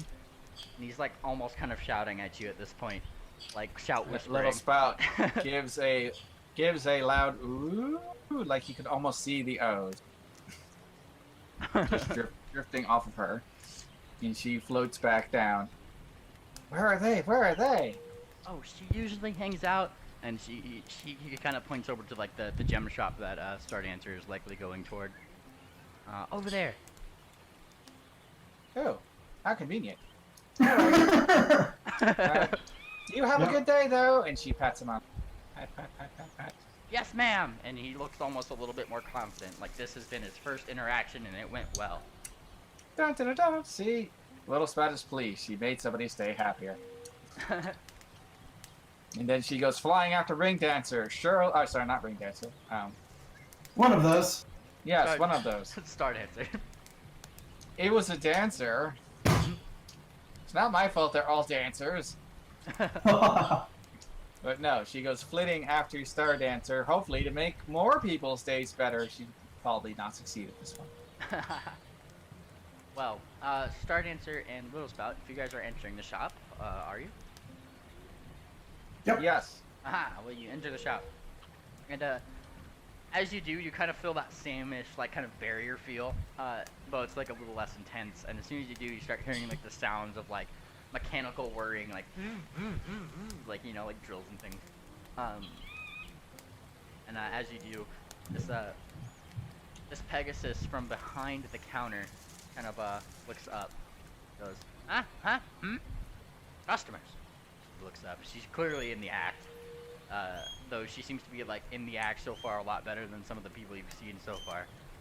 She kind of takes herself around the side, and as she takes herself around the side, and she gives like a little flap of her wings, though you guys don't exactly feel any wind change.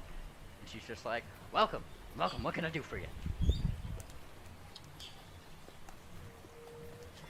Yes, it's come to my attention that some, I suppose, require material components that I apparently forgot to add and carry. And tilts her head a little bit. Spells. You mystic then? She kind of tilts her head. Them are fancy spellcasters. Sure. Just kind of nods. Okay. Yeah. She beckons. So yes. She beckons you over to the counter, and she holds out like a hoof as if to kind of like put around your neck and just kind of like pat, just like pat. Says all right. So you need components, yeah? Yes. Specifically, large quantities of diamond dust. And she stopped for a second as if just kind of like thinking about how she would react to that in character, you know, as you do. And she kind of she stops after a moment. Oh, diamond dust. Need that for rockets. And she goes behind the counter. All right, how much diamond dust we need?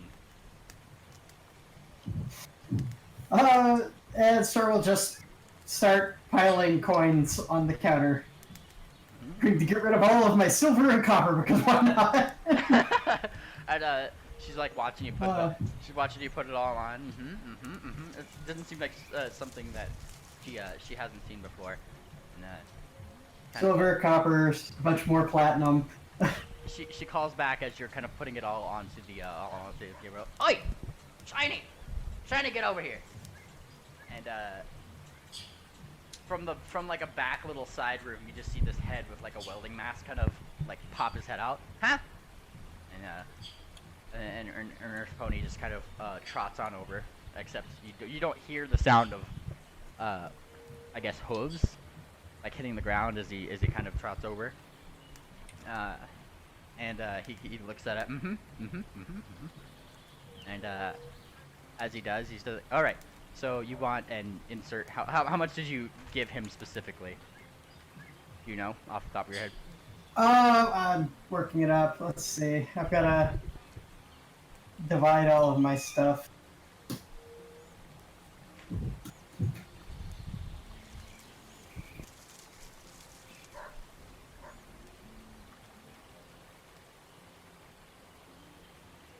Yeah, that. Gotta hit divide, not minus. Those aren't the same thing. All right. School lied to me. At least they both have dash lines.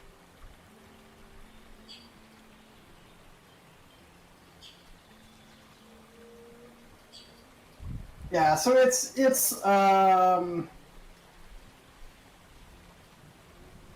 yeah, how much platinum do I want to throw on this? We'll go with that just in case. 1,100 gold, or yeah, GP worth of copper, silver, gold, and platinum. And the labeled shiny is just kind of like looking down at him, and he starts like kind of separating them out. All right, and he kind of flips up his mask again, and just kind of like looks. All right, we'll take the I'll give you 1,000 and he kind of thinks for a minute, credits worth of diamond dust. We'll take the 100 as the service fee.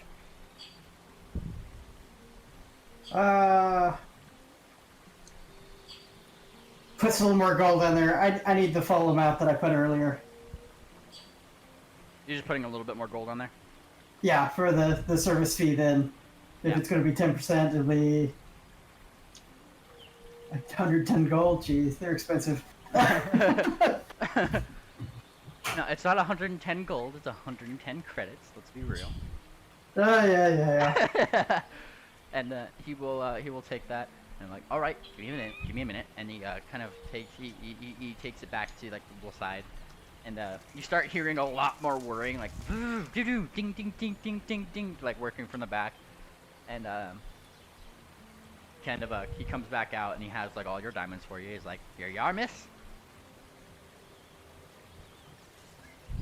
Thank you very much. And with that, I'll look around the shop, see what else they have. This shop in specific or another shop? This shop in specific to start off with.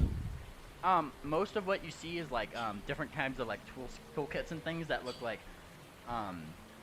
they would work on maybe some of those like steam some of the clockworks and things.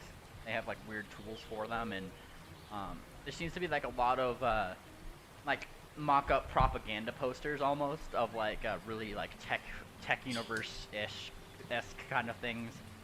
Kind of like clockworks and like sphinxes like working together in like a postmodern society kind of thing. You know, it seems to be a lot of the knickknacks just seem to be more like touristy things. However, they do have like sections for like different scrolls and things. You could immediately tell just based on the labels and what you know of what shops like this kind of sell at lower levels. There's like mending spells, scrolls, and things like that you can buy. It seems to be more like a magical doodad store more than anything, rather than a specific themed shop. And by postmodern, we mean post-previous modern? Yes. Yes. Okay, so basically mostly tools and stuff. Not anything I really need. So yeah, go ahead and check out the rest of it. See what everyone else is checking out. Well, I will go to Steady Shoot now. Ooh, But not- she doesn't get turns. Alright. So Steady Shoot, if you were following Ivory, she would have taken you all the way up here. Oh, hold on. Get back to you. Alright. Ivory gets up to her door and she kind of like thinks for a moment. I forgot to bring my keys out here. She turns toward you, steady shoot. Give me a moment. And she looks into the door, and you see her just kind of do the same thing that Star Dancer did, and just kind of dimensionally-esque slide. Like there's like a little crack in reality almost, which goes. All right. And a second later, you kind of hear click, click, click on the door, and then she unlocks it from the inside and lets you in. All right. Come in. Does the door resize for me, or do I duck in and get cramped? You do have to duck in, however, it is immediately apparent as you start ducking that it will be wide and it'll be big enough for you on the inside. All right. And she invites you in. She seems like overly ecstatic almost. The place is rather clean. It doesn't seem like she is in here all too much herself, at least in the main like entrance room. To the to the right is like a really is like a kitchen. There's like an oven. There's an oven. There's what seems to be a kind of refrigerator of sorts. So there's like rooms on the outside that seem to kind of be making it function. And she kind of leads you in. All right. And she points to a couch that you see off in the living room past the kitchen area. If you want, you could go ahead and sit down. He just sort of nods and goes over to the couch. Is it properly sized? It's not totally properly sized. You would take up two cushions, but you definitely sit on it. And sitting on it, the couch is in front of this fireplace, and upon the fireplace is like different decoratively colored jars. It seems there's some that seem to be made in like a sort of like pottery class setting, and then some that look like a little nicer, as if they might have been gifted or something. There's a small blue vase. There's just a normal mason jar up there that seems to be kind of sparkly and things. And there are just a ton of vases. She loves. She kind of addresses it as you'd be if you were looking up at it. And this is. I was. Oh, she kind of points. Oh, I like collecting glass things. They're fun. And she kind of goes. She blushes just a little bit as she kind of opens the door, and vaguely in that door you could kind of see lining along the shelves are different colored vases and jars and glass baubles and even just some like window panes from what seems to be like colored glass sculptures just kind of on against the wall, but like not actually fitted in anything. It's like it's just a hobby. I like doing it. All right. And she kind of shakes her head. But enough about that. And she goes closer over by the couch and opens a different door right next to you, which seems to be the only other secondary room that you could see. And as she does, the light inside is kind of dim, except for like a couple, it seems like flickering things. If you want, you can follow me here. This is where I do my research. Just be careful. And she kind of leads herself in. I move carefully. And you're led into what seems to be like an alchemy room of sorts. It has a lot more than just alchemy, but that's like the first immediate things that are noticeable because they're glowing. And she kind of presses like a small stone next to the wall, and the place just kind of like lights up in a few corners, making it a lot brighter. And she gestures around. This is where I make my studies and things. And in the center of all of it is a kind of like central platformish, smooth platform that it's kind of up and raised from the normal floor. And there's a couple pieces of rubble on it. She's like, and that's where I make my golems. She points to it proudly. She's like, I just wish they weren't so lovey. They're supposed to protect people from those sound dog things. Estercans, I think they call them. They're pretty nasty. I mean, they weren't in all the whole of the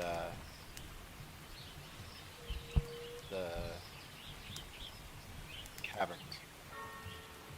Oh? And she kind of tilts her head. So I guess they were doing somewhat of their job. Kind of goes over to what looks to be like a set of notes, and she just starts writing down what you can assume to be observations. And she looks back up to you, and you said that they were doing their jobs, though, right? Like they were fixing things and making things look really cool. Yes. Sweet. And she goes down and starts writing that. I have to add that to my report. They're gonna be so happy. She looks up. So, and she looks back down again. She seems to blush slightly. Can you tell me a little bit about yourself? I mean, is the note in the area? Oh, the note that she was carrying? Yeah, yeah. Oh, and she would just, she would, oh yeah, no, and she kind of pulls it out and sets it right here. I might have equipment for this. Somewhat accurate. If you look at it a little weird. And she takes out a quill, not for that note, but she kind of sets it next to it and gets herself another piece of paper. She's flipping it back and forth. And then you see her start to write down the same thing. Mm-hmm. And she's like she seems to be trying to like copy it, almost. And it's coming very naturally to her. She's like, this is the weirdest thing. Right, because it's her handwriting. Right. And when she's all done, she starts comparing it. Is the one she took out on a piece of pink paper? Yes. All right. The same color. All right. I think Lysander might have been right.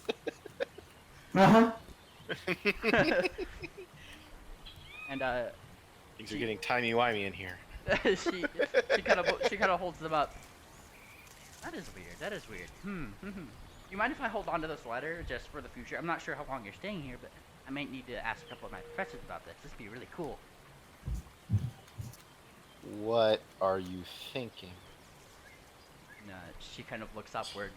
She seems to be trying to consider what's the best way to put something.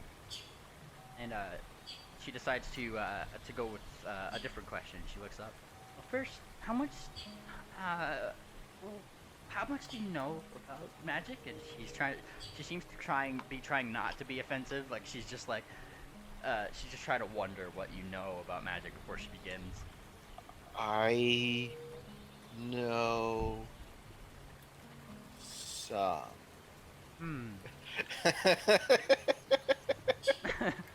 Just wait for. I know some. Something weird is going on right here. And she looks up again. How to put this? I have magic blood. Ooh. She almost loses her train of thought. Magic blood. I think Mr. What's his name? Professor Flask. He'd love to talk to you. Is that literally the person that I just got? I'm like, yes, we've met.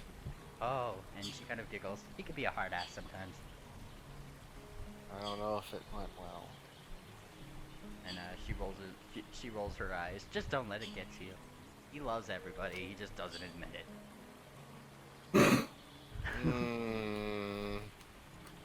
What's my wisdom? Probably not high enough. What do you mean? Not high enough for what?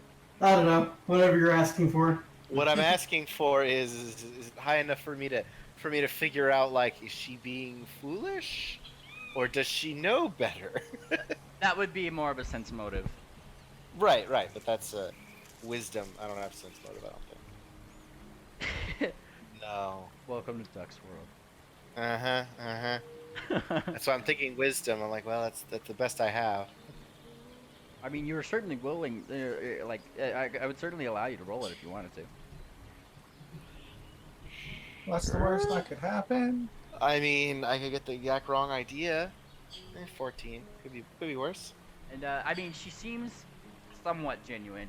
She just seems like a really happy ball of sunshine, that's like in positivity. And she's I mean, that's kind of what I figured. Yeah, she seems like she's having the more positive outlook of things rather than what might be true. That might be true. Yeah, that's sort of what I was thinking. Hmm. Okay. And she kind of she looks back. Do you want to see one of my latest projects? All right. And she kind of she starts moving, and then she stops a minute as if she's like, just don't laugh, okay? I like to go to that. And she kind of like points outward toward like the commercial area where on the map Start Answer and them went. I like to, and she just kind of like leans in. I like to go to Lemons and Fries a lot, and I got a really good idea. And she walks over. Just don't laugh at me. And she, Just so I know, just so I make sure, 100%. You're saying Mlems and fries, right? Yep. Okay. And, I was pretty sure it was that, and I'm like, wait, but then they're also talking about gems at the same time? Did I mishear it? No, I did Lambs, not. gems, and fries. that would have been a much better name. Lemons, gems, and fries. But she kind of pushes like another small stone on the side of the thing, and her wall seems to kind of like open up. Seems to be in a bit of like a hammer spacious way. And around the edge, you kind of see what looks to be like the fabric of what you can assume to be a very big bag of holding. And as it does, kind of she holds her breath, kind of reaches into it, and her head goes in just a little bit as well. She pulls out something that is kind of on rollers almost, and she brings it over to the platform, and sitting in front of you is now a giant, what seems to be inert version of the steel golems that you had seen in the cave. She looks at you. Doesn't it look so futuristic? What is this again? The golem. I just haven't activated it yet. Oh, it's just a really... What else does the golem look like? It looks just like a giant, really smooth steel golem. It's like the ones that you guys seen in the cave before that were getting mad at the other stone golems. Right. Have you made any of these yet? She shakes her head. Nope, not yet. This is the first one. It's the prototype. Mm-hmm. I see. Do you see? Does she have sense motive? I mean, I could certainly try. Hang on. This is a moment where, like, Steady Shoot is trying not to say anything because it doesn't know what to say. Well, this is things are very weird. Is it a good idea or a bad idea to say more?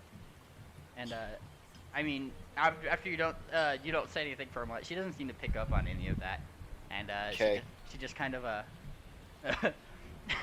she just kind of looks toward her table. In any case, as she kind of goes over there, and you see her kind of take out one of the love potions that she had from before, and she kind of puts a little bit in a different concoction that she has. She has like a little book next to her that she's kind of seems to be following a recipe from, and she kind of you see her kind of drip like a couple drops in it, and she kind of crosses something out. And you said that they didn't take care of the dogs too much, right?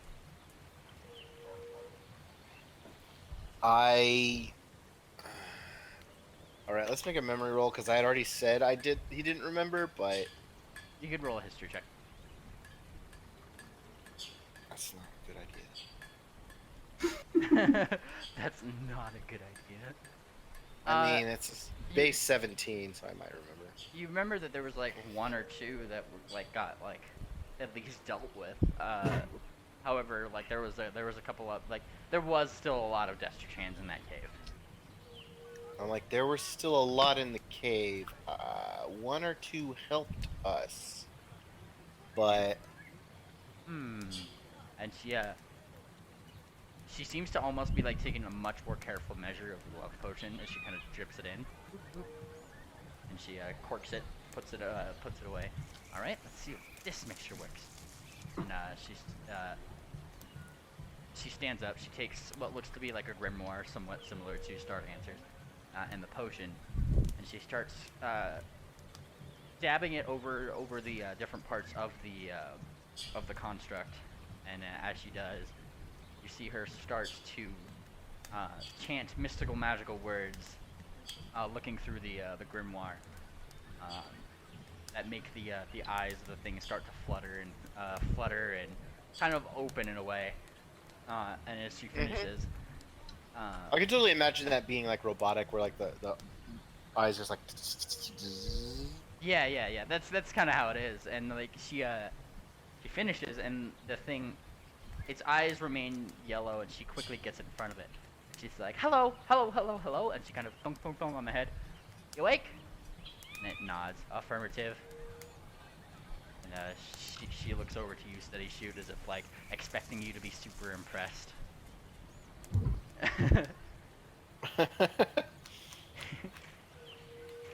How do you react? Well, I don't know. This is a mixture of, I know I'm supposed to be impressed, but I've literally seen this before. So I try.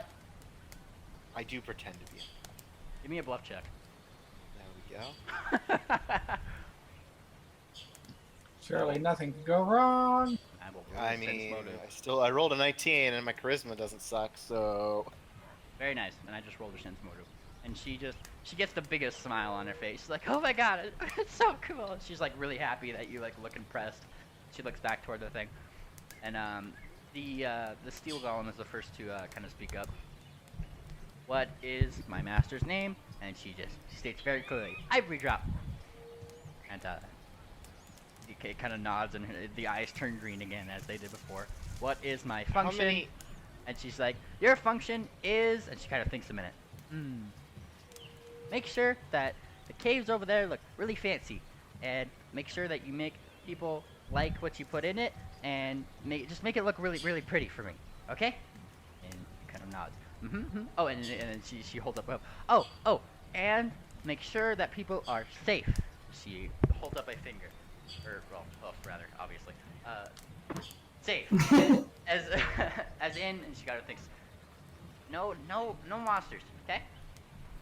And he kind of nods. And it's Anta. How many of these did I see? Did we see? 2. Only 2 of the silver golems? I do believe so. Okay. It was right across the way from the stone golems that had made the chair of earthquakes. That little spell had set in. And the thing starts kind of walking out, and she kind of follows it out. She opens the door, and she kind of follows it out the door, and you kind of almost see her tear up, and she looks towards you. They grow up so fast. And she stops crying for a second. Well, time to make another one. And she looks up. But, and she looks towards you.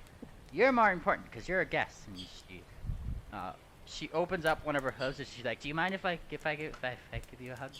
I like to hug. I like to give friends hugs." Steady Shoot is nodding wordlessly. And you get the fluffiest, most adorable hug you can. Hugs.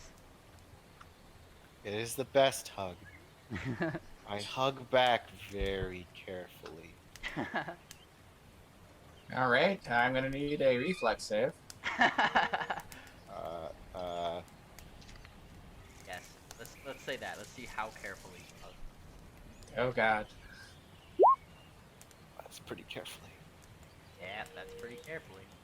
I'm gonna say he was pretty happy with that hug. Meanwhile, Isdell, you had traversed the whole eastern side, but found no trace of your family's crest. Yes. How long has it been? I'd say by now it'd be about 4-ish o'clock. About an hour. Wouldn't take too long for you to kind of go around and things. Okay. I am going to...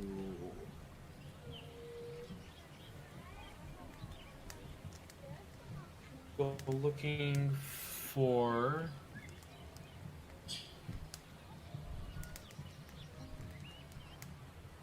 a spell scroll shop. Aha! Cool. A spell scroll shop, you say? Yes. A magic shop. Magical shops. Based on the brochures that you had, You know that there is well, I guess specifically scrolls or what kind of magic? There's like potion magic, there's herbal magic. There's slightly different things there.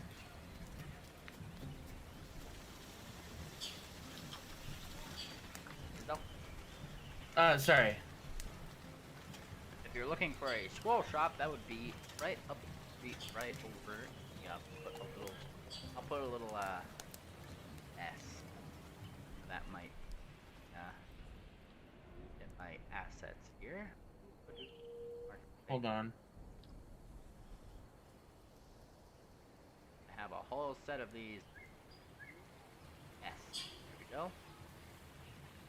Based on your searching, you would have found one right over here once it appears. It's gonna be a giant S until I shrink it.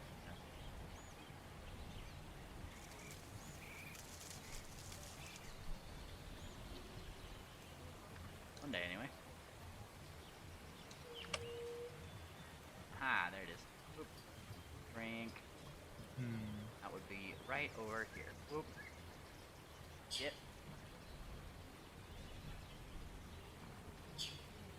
Yes. Okay. So I am going to go over. I meander my way over. Any scroll in particular that you were looking for? Or did you want to have one custom made?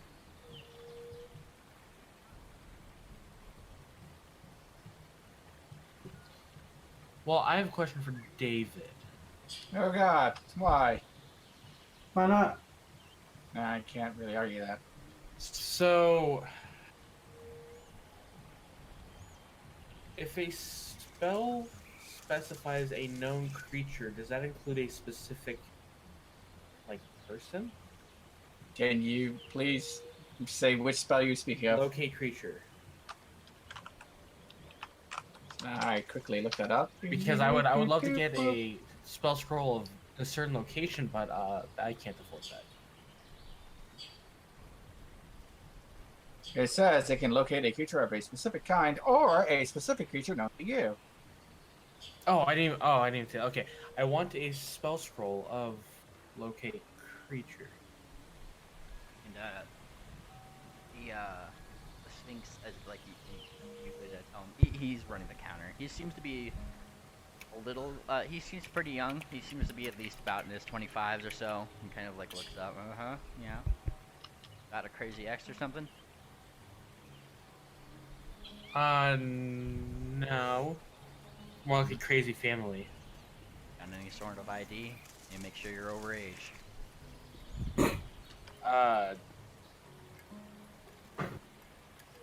What do you accept as ID? Anything that tells me you're above drinking age. Kind of rolled his eyes. I assume I have something like that, Duck? What would Isdale carry as ID?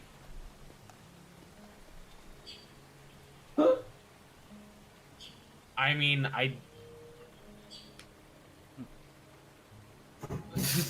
That's a very good question. I'm assuming whatever the royal families would use. I suppose you could use your like headscarf, and it has probably like a little bit of arcane mark in it, like an official one or something. Probably.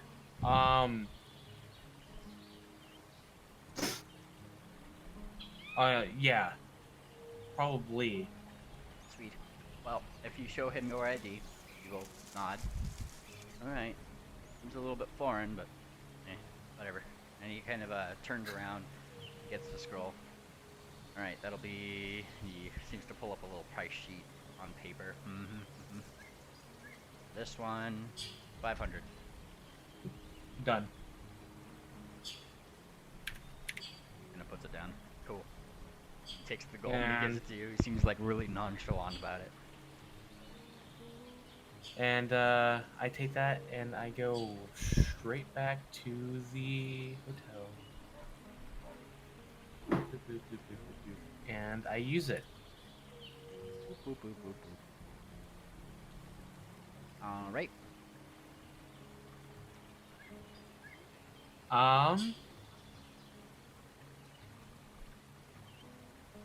What is the range of this spell, actually? It doesn't say. Wait, what's the range of locate object? Yes, it is as per locate object. Okay. So Okay. locate I will put this in my bag. Long range, 400 feet Yeah. plus 40.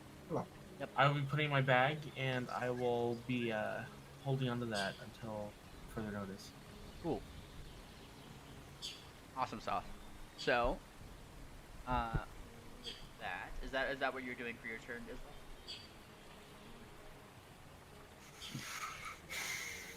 Yes, because I don't know I don't know comprehend languages, Gotcha. and I don't have 7,500 gold to do tongues. So. Back to Mlem's Gems and Fries right over here.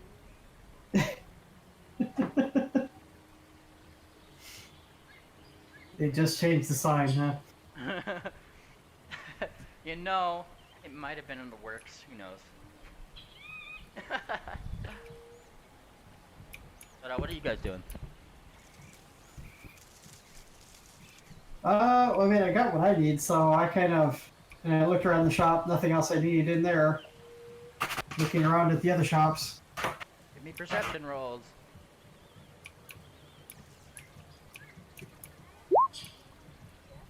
Yay, it didn't suck. You see a decent amount of like food courts and things like that. One of the ones that seems to be the biggest one right over here is like a it seems to be called the Rocket, and the shape of the sign is like in the shape of like a soda bottle, except upside down, and it seems to be like exploding outward, like to the skies. And inside seems to just be a bunch of those space age cosplayers just kind of sipping away at what seems to be like a modern day Coke bottle, essentially. And they seem to be just kind of pointing at them and thinking that they're the coolest things ever. Wow.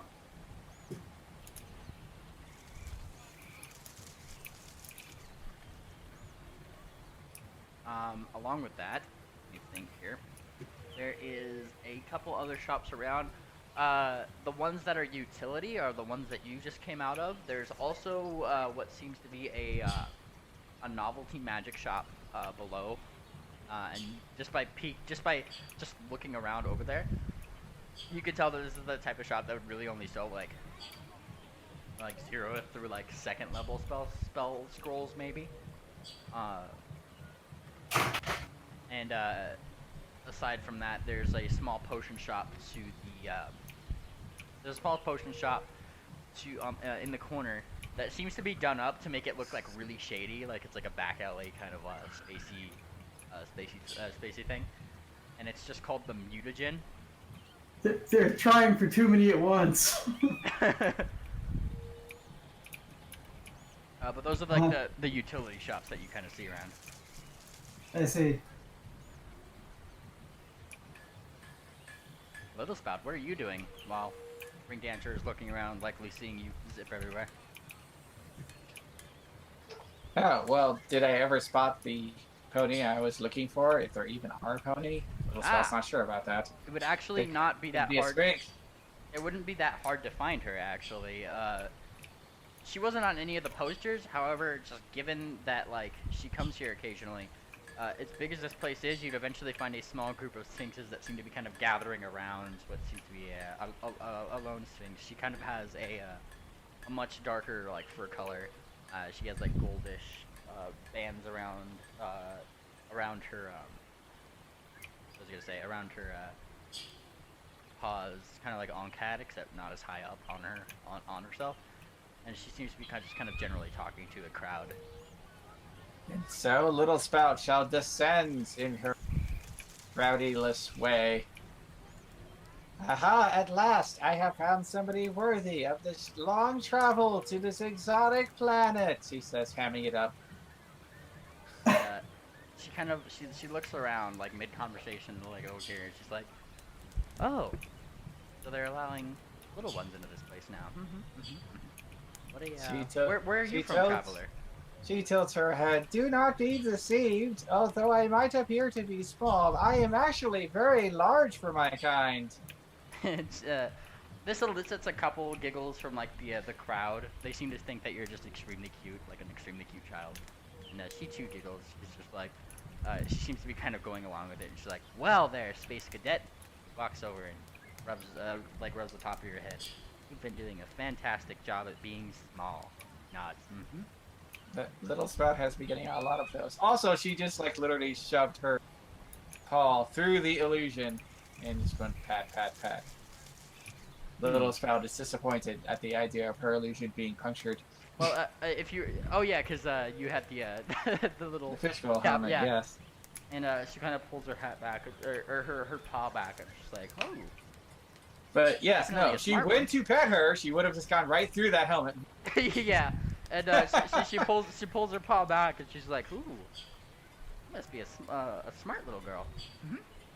Yeah, Little spout bobs her head. I am a master of both fire. One of her hooves lights up, and water. Water's just like dripping down her other side.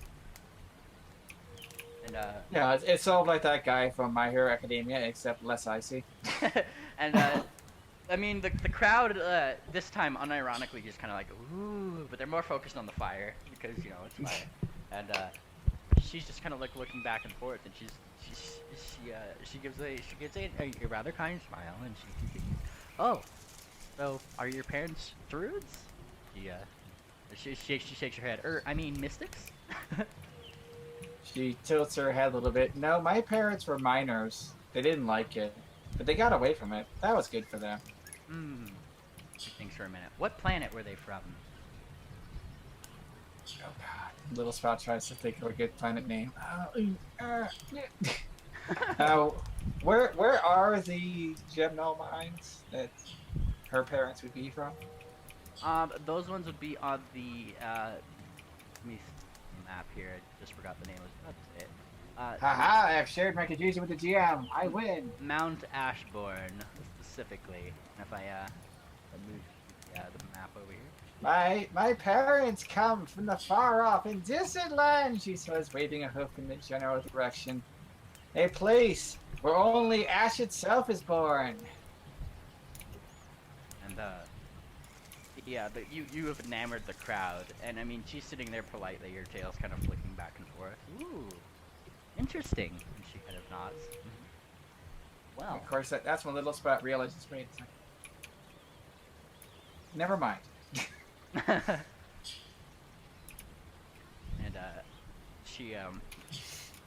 this thing kind of turns around. Well, it was nice talking with you, and she kind of she nods.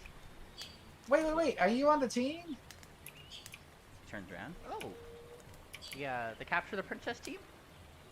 Little Sprout raises her mighty form with all 3 team members filled out on it so far. Oh, you're starting your own team. And we're gonna be awesome. It's gonna be great. Could you tell me how to play? The crowd kind of laughs. Well, it's more of a local sport, but sure, I could show you how to play sometime. And Yes. Little Sprout like pumps a hoof. Yeah. we have a game. We have a couple games tomorrow. If you wanted to stop by and come watch. I would like nothing better. Actually, wait, no, I can think of things better. But still, that's pretty high up there. And you see her kind of like distend a paw, and she just says, "All right, if you'd allow me to," and she holds out a paw, and she looks like she's holding it out for like one of your hooves. Alright, Little Spout raises a hoof to the side of her head, and like her bubble helmet just kind of folds back. Of course, it can't actually make sound, so that's literally Little Spout just making that noise. Adorable. It is a pleasure to meet you, and she thrusts forward a hoof, making sure that it's not at the moment dripping wet. And she nods. Likewise. Well, if you would allow me to put a small arcade mark on your hoof right here, they'll let you right in. And she's holding up a claw, waiting for your permission. She waggles her hoof, waggle. And you see her just start kind of like boop your hoof, and think for a minute, and as she does, the mark of similar to what you'd seen at the tickety booth, just on the front of it, starts to kind of appear on your hoof, just very small, kind of like a hand stamp almost, except on your hoof. She's like, there we go. Now you don't have to pay that 20 gold to get in. Hooray! And I can get in without Ring Dancer. Ring dancer? Oh, and Ring Dancer is like, Ring Dancer has just been kind of like walking around, and if you, Star Dancer, you would have seen her just kind of like, ooh, and she'd like, she'd be like peeking at everything. You see her kind of peek into that one utility store, the mutagen, and Also, I totally blame this on Star Dancer not having their name visible. Just saying. My name's visible. It's not to me. Oh, that is a GM problem. oh whoops, that'll fix that. I'm looking at you, GM. You can't see me looking at you, but I am. I'm judging harshly. I feel the judgment. So, I mean, she just seems to be like almost speechless. Like she doesn't have a cosplay or anything, and like you could kind of hear is like people she's walking by, they just go like, "Oh, an exotic stranger. Where are you from?" And she'd be like, She kind of thinks for a second. I don't know. Am I supposed to be from somewhere? And they're just like, you are from the, and they kind of think, and they start thinking up like random names. Like, You're from the place. Yes, the place. it seems like they're trying to encourage her to like, to do like live action roleplay, but like, she's really not understanding the concept kind of thing. Little Spout gets an idea, and she decides that she really needs to spice things up. And she taps her hooves together. Oh no, she says, being very hammy. It looks like the bad aliens from the third planet orbiting the Dread Red Star has arrived. They are deploying their capturing cage. And that's when she creates an illusion of this like black crackling cage around the one that everybody is looking at. We will need to be clever to get around this. Are you talking about Ring Dancer? Is everybody looking at Ring Dancer? Oh, are you talking about the Sphinx? Like, who are you putting the cage around? The one that everybody is, the one that is being very awkward. Oh, like the one that you talked to before? Is she the one that does not know how to LARP? No, Ring Dancer was the one that did not know how to LARP. Ah, well now Ring Dancer is in a cage. Oh, and I have just thrust her into the deep end of the pool. and like Ring Dancer just kind of stops. She's like, what's going on? And like she kind of falls back. And I mean, do not be afraid. These brave people will save you. And she looks over. And Little Spout like winks. And Ring Dancer gets this look of like utter like, oh my god, what's happening right now, kind of on her face. And she seems Little Spout is good at giving subtle messages. and she thinks for a second.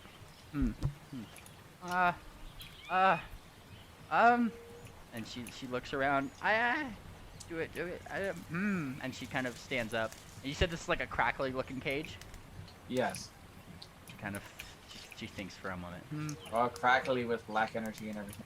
How terrifying. Just like that.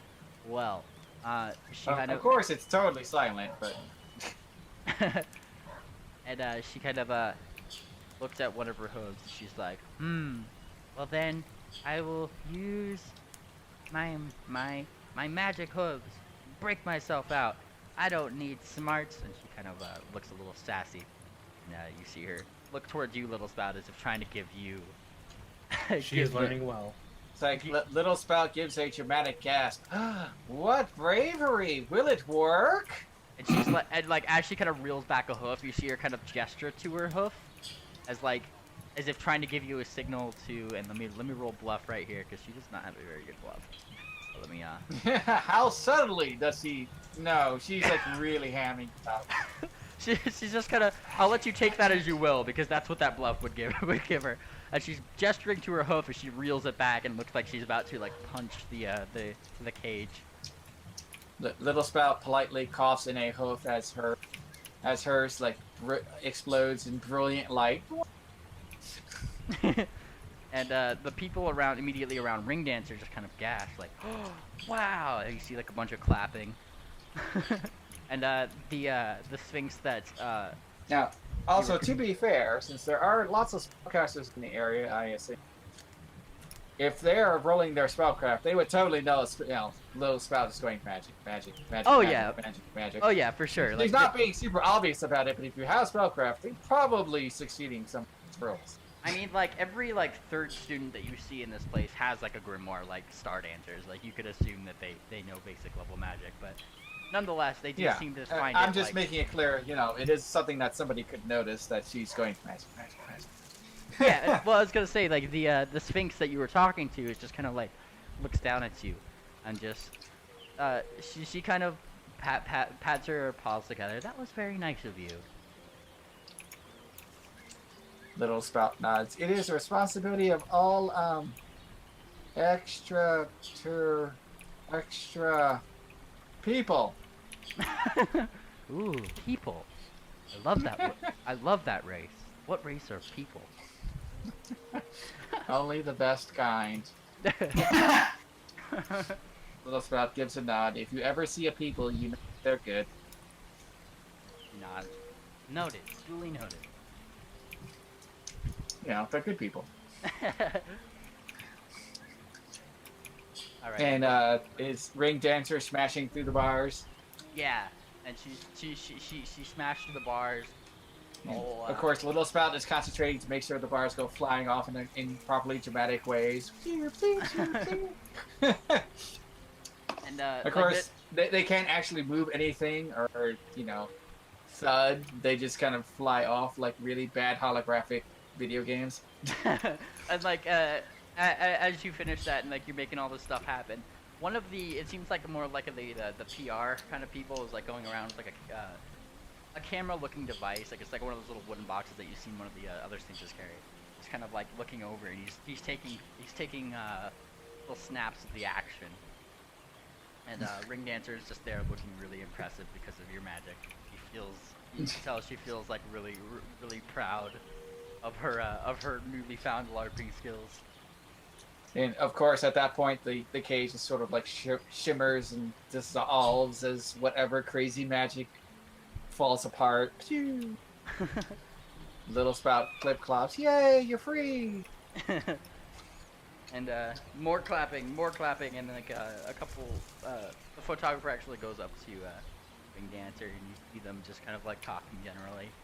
And from the distance, you see Ring Dancer's kind of blush very hard, and she kind of nods, and the cameraman kind of walks off. Little Spout wonders if she did it good or did it bad. She's not entirely certain. The Sphinx looks down to you, Little Spout. You know, if there was teams of fighters, she'd make a really good team member. Kind of nods. It looks like she'd be good at it, anyway. Oh, good. She's on my team. Look, and she waves the paper. Wave. Oh, she kind of looks Ring Dancer. Oh, that's correct. She is a fighter. And she's in it too. Wave point over at Star Dancer. And Star Dancer, what are you doing? Besides being pointed at.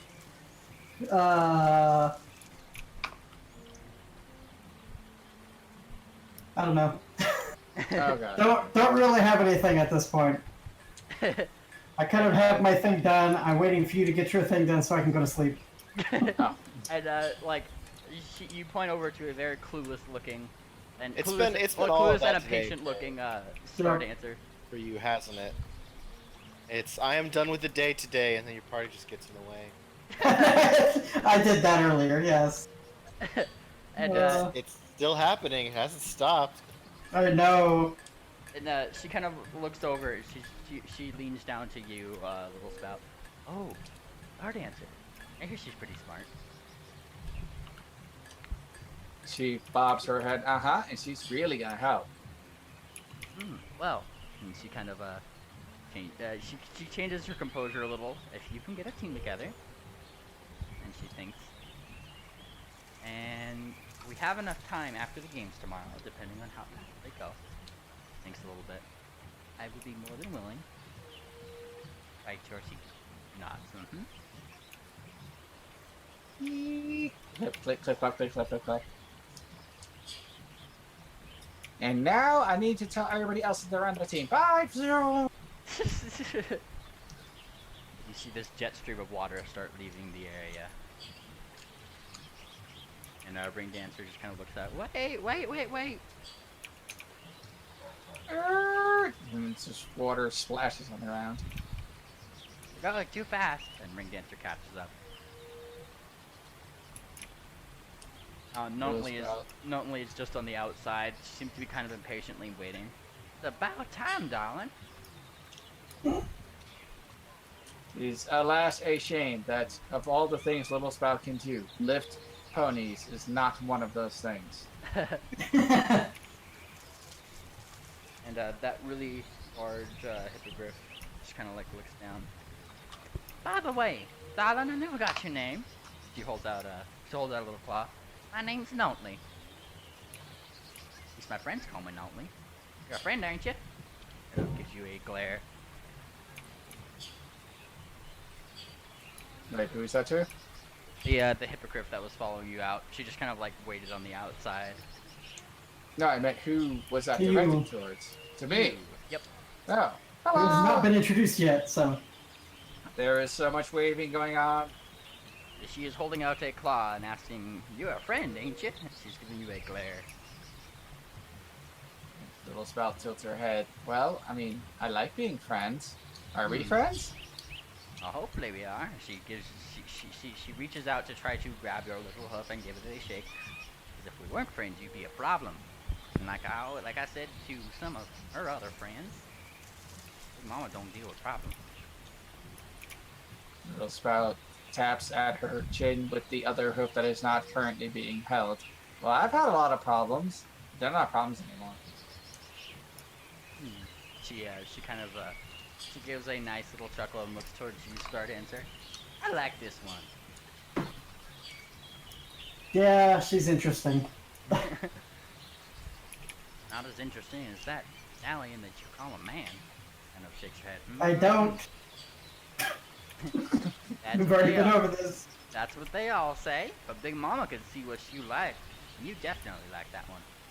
You have been breathing way too many love potion fumes. Yeah, she looks up. Quite possibly. Yep. You two will get along just fine. She looks down. She looks down at you, Little Spout. Well, miss, you could surely float. Be more than happy to give you a little ride back into town. You're small enough. I have to tell everybody else that they're part of the team now. The team. She looks between Star Dancer and you. Oh, Star Dancer, are you actually giving that drastic game a try? Oh my God, I'll actually go to them now. She forced me. Those two. And at that, yeah, she just totally bobs her head. And I mean, Ring Dancer just kind of gives like a little bounce of her own, and she's just like, "Oh my gosh, I can't wait to punch things." She pulls up her hoof, and Notley looks back down at her. Well, if you gave him a nice good punch like you did that tall fella that you did earlier, you'll be just fine. I guarantee. She nods. And she starts walking off with you guys toward if you guys are rolling back toward the school. Where are you guys going? Going off to the apartments. We are done with today. Are you Today- sure? Are you today was a silly absolutely sure? No. Well, I feel have free. stuff I still want to do. I'm kidding. Feel free to pick any one of these houses that you know that Star Dancer would live in. I'm gonna leave that up to you, Star Dancer. This area over here. is Which large, ones? though. This area. There over you go. Yeah, this area right over here. This is technically the bard's area. You are certainly more than welcome to to go there. However, it might be hard to get a decent night's sleep given that it's the bardish area. Yeah, probably not too near there. Dragon View Heights is where Steady Shoot is, and then off below the University Center is Clorenson Apartments.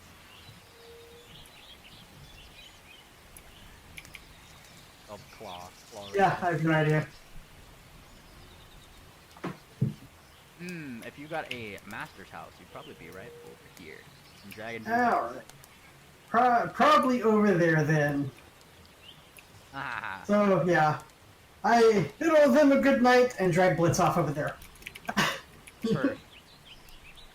Meanwhile, And at some point in there, I will cast Restoration on myself, use up one of the charges, and get rid of this thing finally. Very nice. Nontly would say goodbye, her goodbyes to Miss Little Spout. Courteous bow. Head off to the School of Witchcraft. Ring Dancer would kind of tail along, and look towards you, Star Dancer. Do you have enough room for us? Didn't you get rooms at the inn? You're right. I could go there. Yeah. I mean, not that I don't, just I thought you already got rooms. No, I see how it is, and she keeps walking off.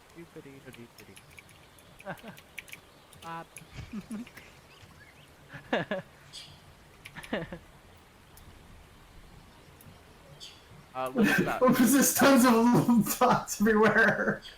Little Spout, are you going with Star Dancer, or are you going back to the rooms with your husband?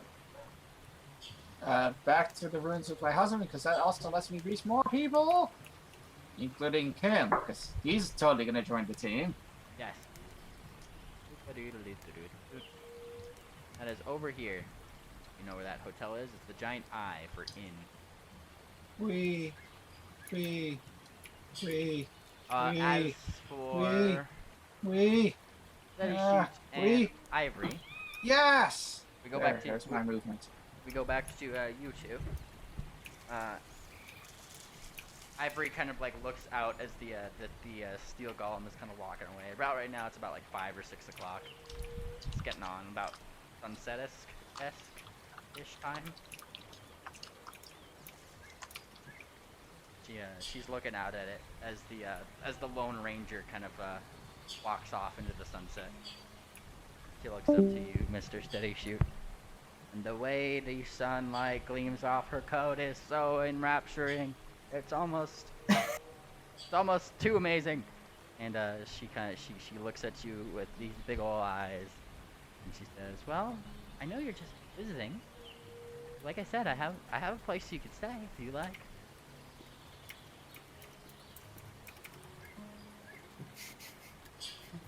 Steady Shoot? Oh, was that some music? Yeah. I say that seems all right. Kind of claps her toes. Clap, clap, clap, clap. Well, and she kind of goes over to that first room with like a lot of the glass things in it. Don't mind all the glass. It's, trust me, I have adhesive spells and things. You don't have to worry too much. Yeah.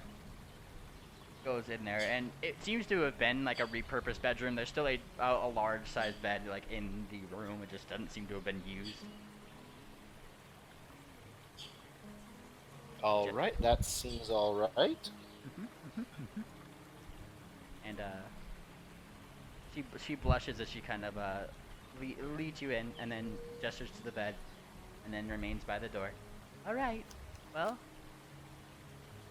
free to come grab me if you need me. And she starts closing it slowly, and she's still kind of peeking in. I mean, if you really need anything, and she's still closing it really slowly. Anything at all. This is your moment, Steady Shoot.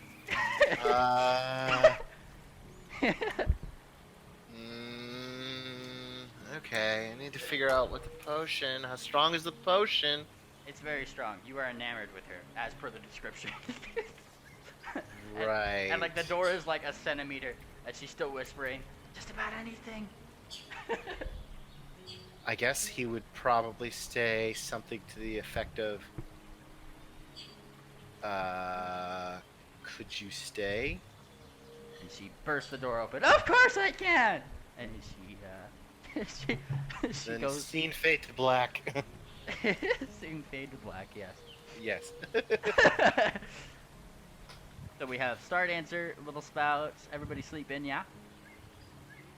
Yeah, okay, you got the form. You're getting everybody's signatures. Cool.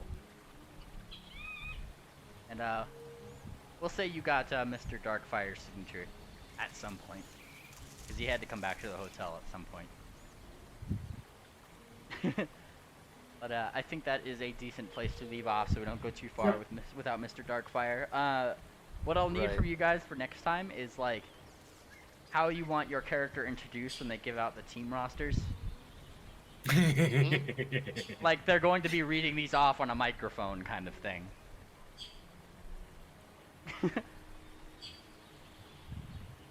But I will go over a couple of rules that you guys might try to suggest, like holes and blanks and erroneous things, like Isdal has. And we'll get a more fleshed out rule set. Those are in the chat for you to also kind of look over, as Little Spout would just kind of rattle on and on about all the different rules and things. But I should ask, Mr. Steady Shoot. She's more than willing to just cuddle up and things, but how far are you willing to go? Because that is kind of up to you at this point. It is fade to black, but is it they fade to black as like Little Spout-esque, or like fade to black on their honeymoon night, or like fade to black just cuddle? So I find this entirely amusing at this point because we have at least 3 groups. Yes. You have Starblitz over there doing petting and preening. It is hilarious. Right. Oh. My goodness. Right, I like that reaction. Question: did Ring Dancer come into the same room as me, or did she have her own room? No, she got denied by Miss Star Dancer, so you know she just went to the hotel. Okay. Right. I'm assuming It she just sounded- joins me in my room then, because we didn't get a room for her. Yep. Okay. Again, it comes down to exactly what the potion does and things about Steady's temperament I hadn't thought I'd need to think of. Okay, well, like, I mean, if she was cuddling up, how would Steady Shoot react to her being like, "You're so soft and you're so warm, and I'm gonna hug you," and she keeps getting closer, closer, closer, and hug you more, and hug you more. Right. I don't know. Okay. She's very. What I'm saying is she's very open to it. Okay. Chances are good. Let's put it that way. Cool. If there's like a slope going in that direction, then Steady is rolling down the slope. Can you can you give me a performance check? Really? Wait. Does he need to make any other die rolls to check things? Possibly. I need to see that performance check first. Oh my god. Oh my god.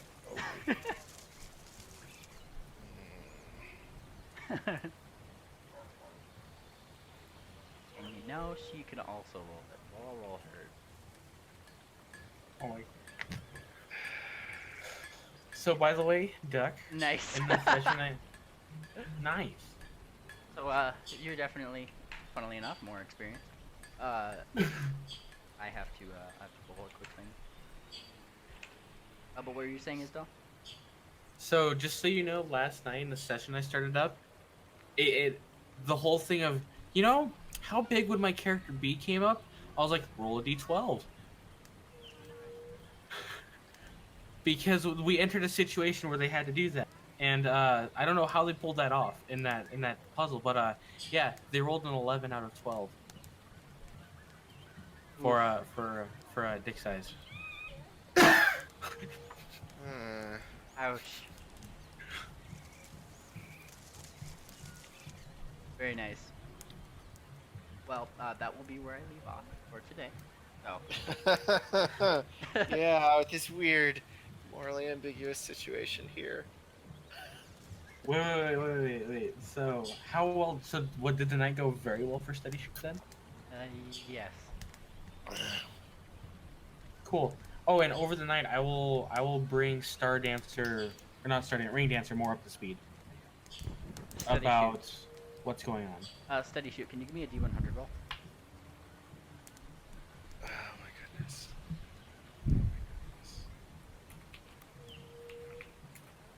Oh my god. Oh no! Oh no! Oh no! Her roll was What does that mean? Her roll was a 38 too. Really? Yeah.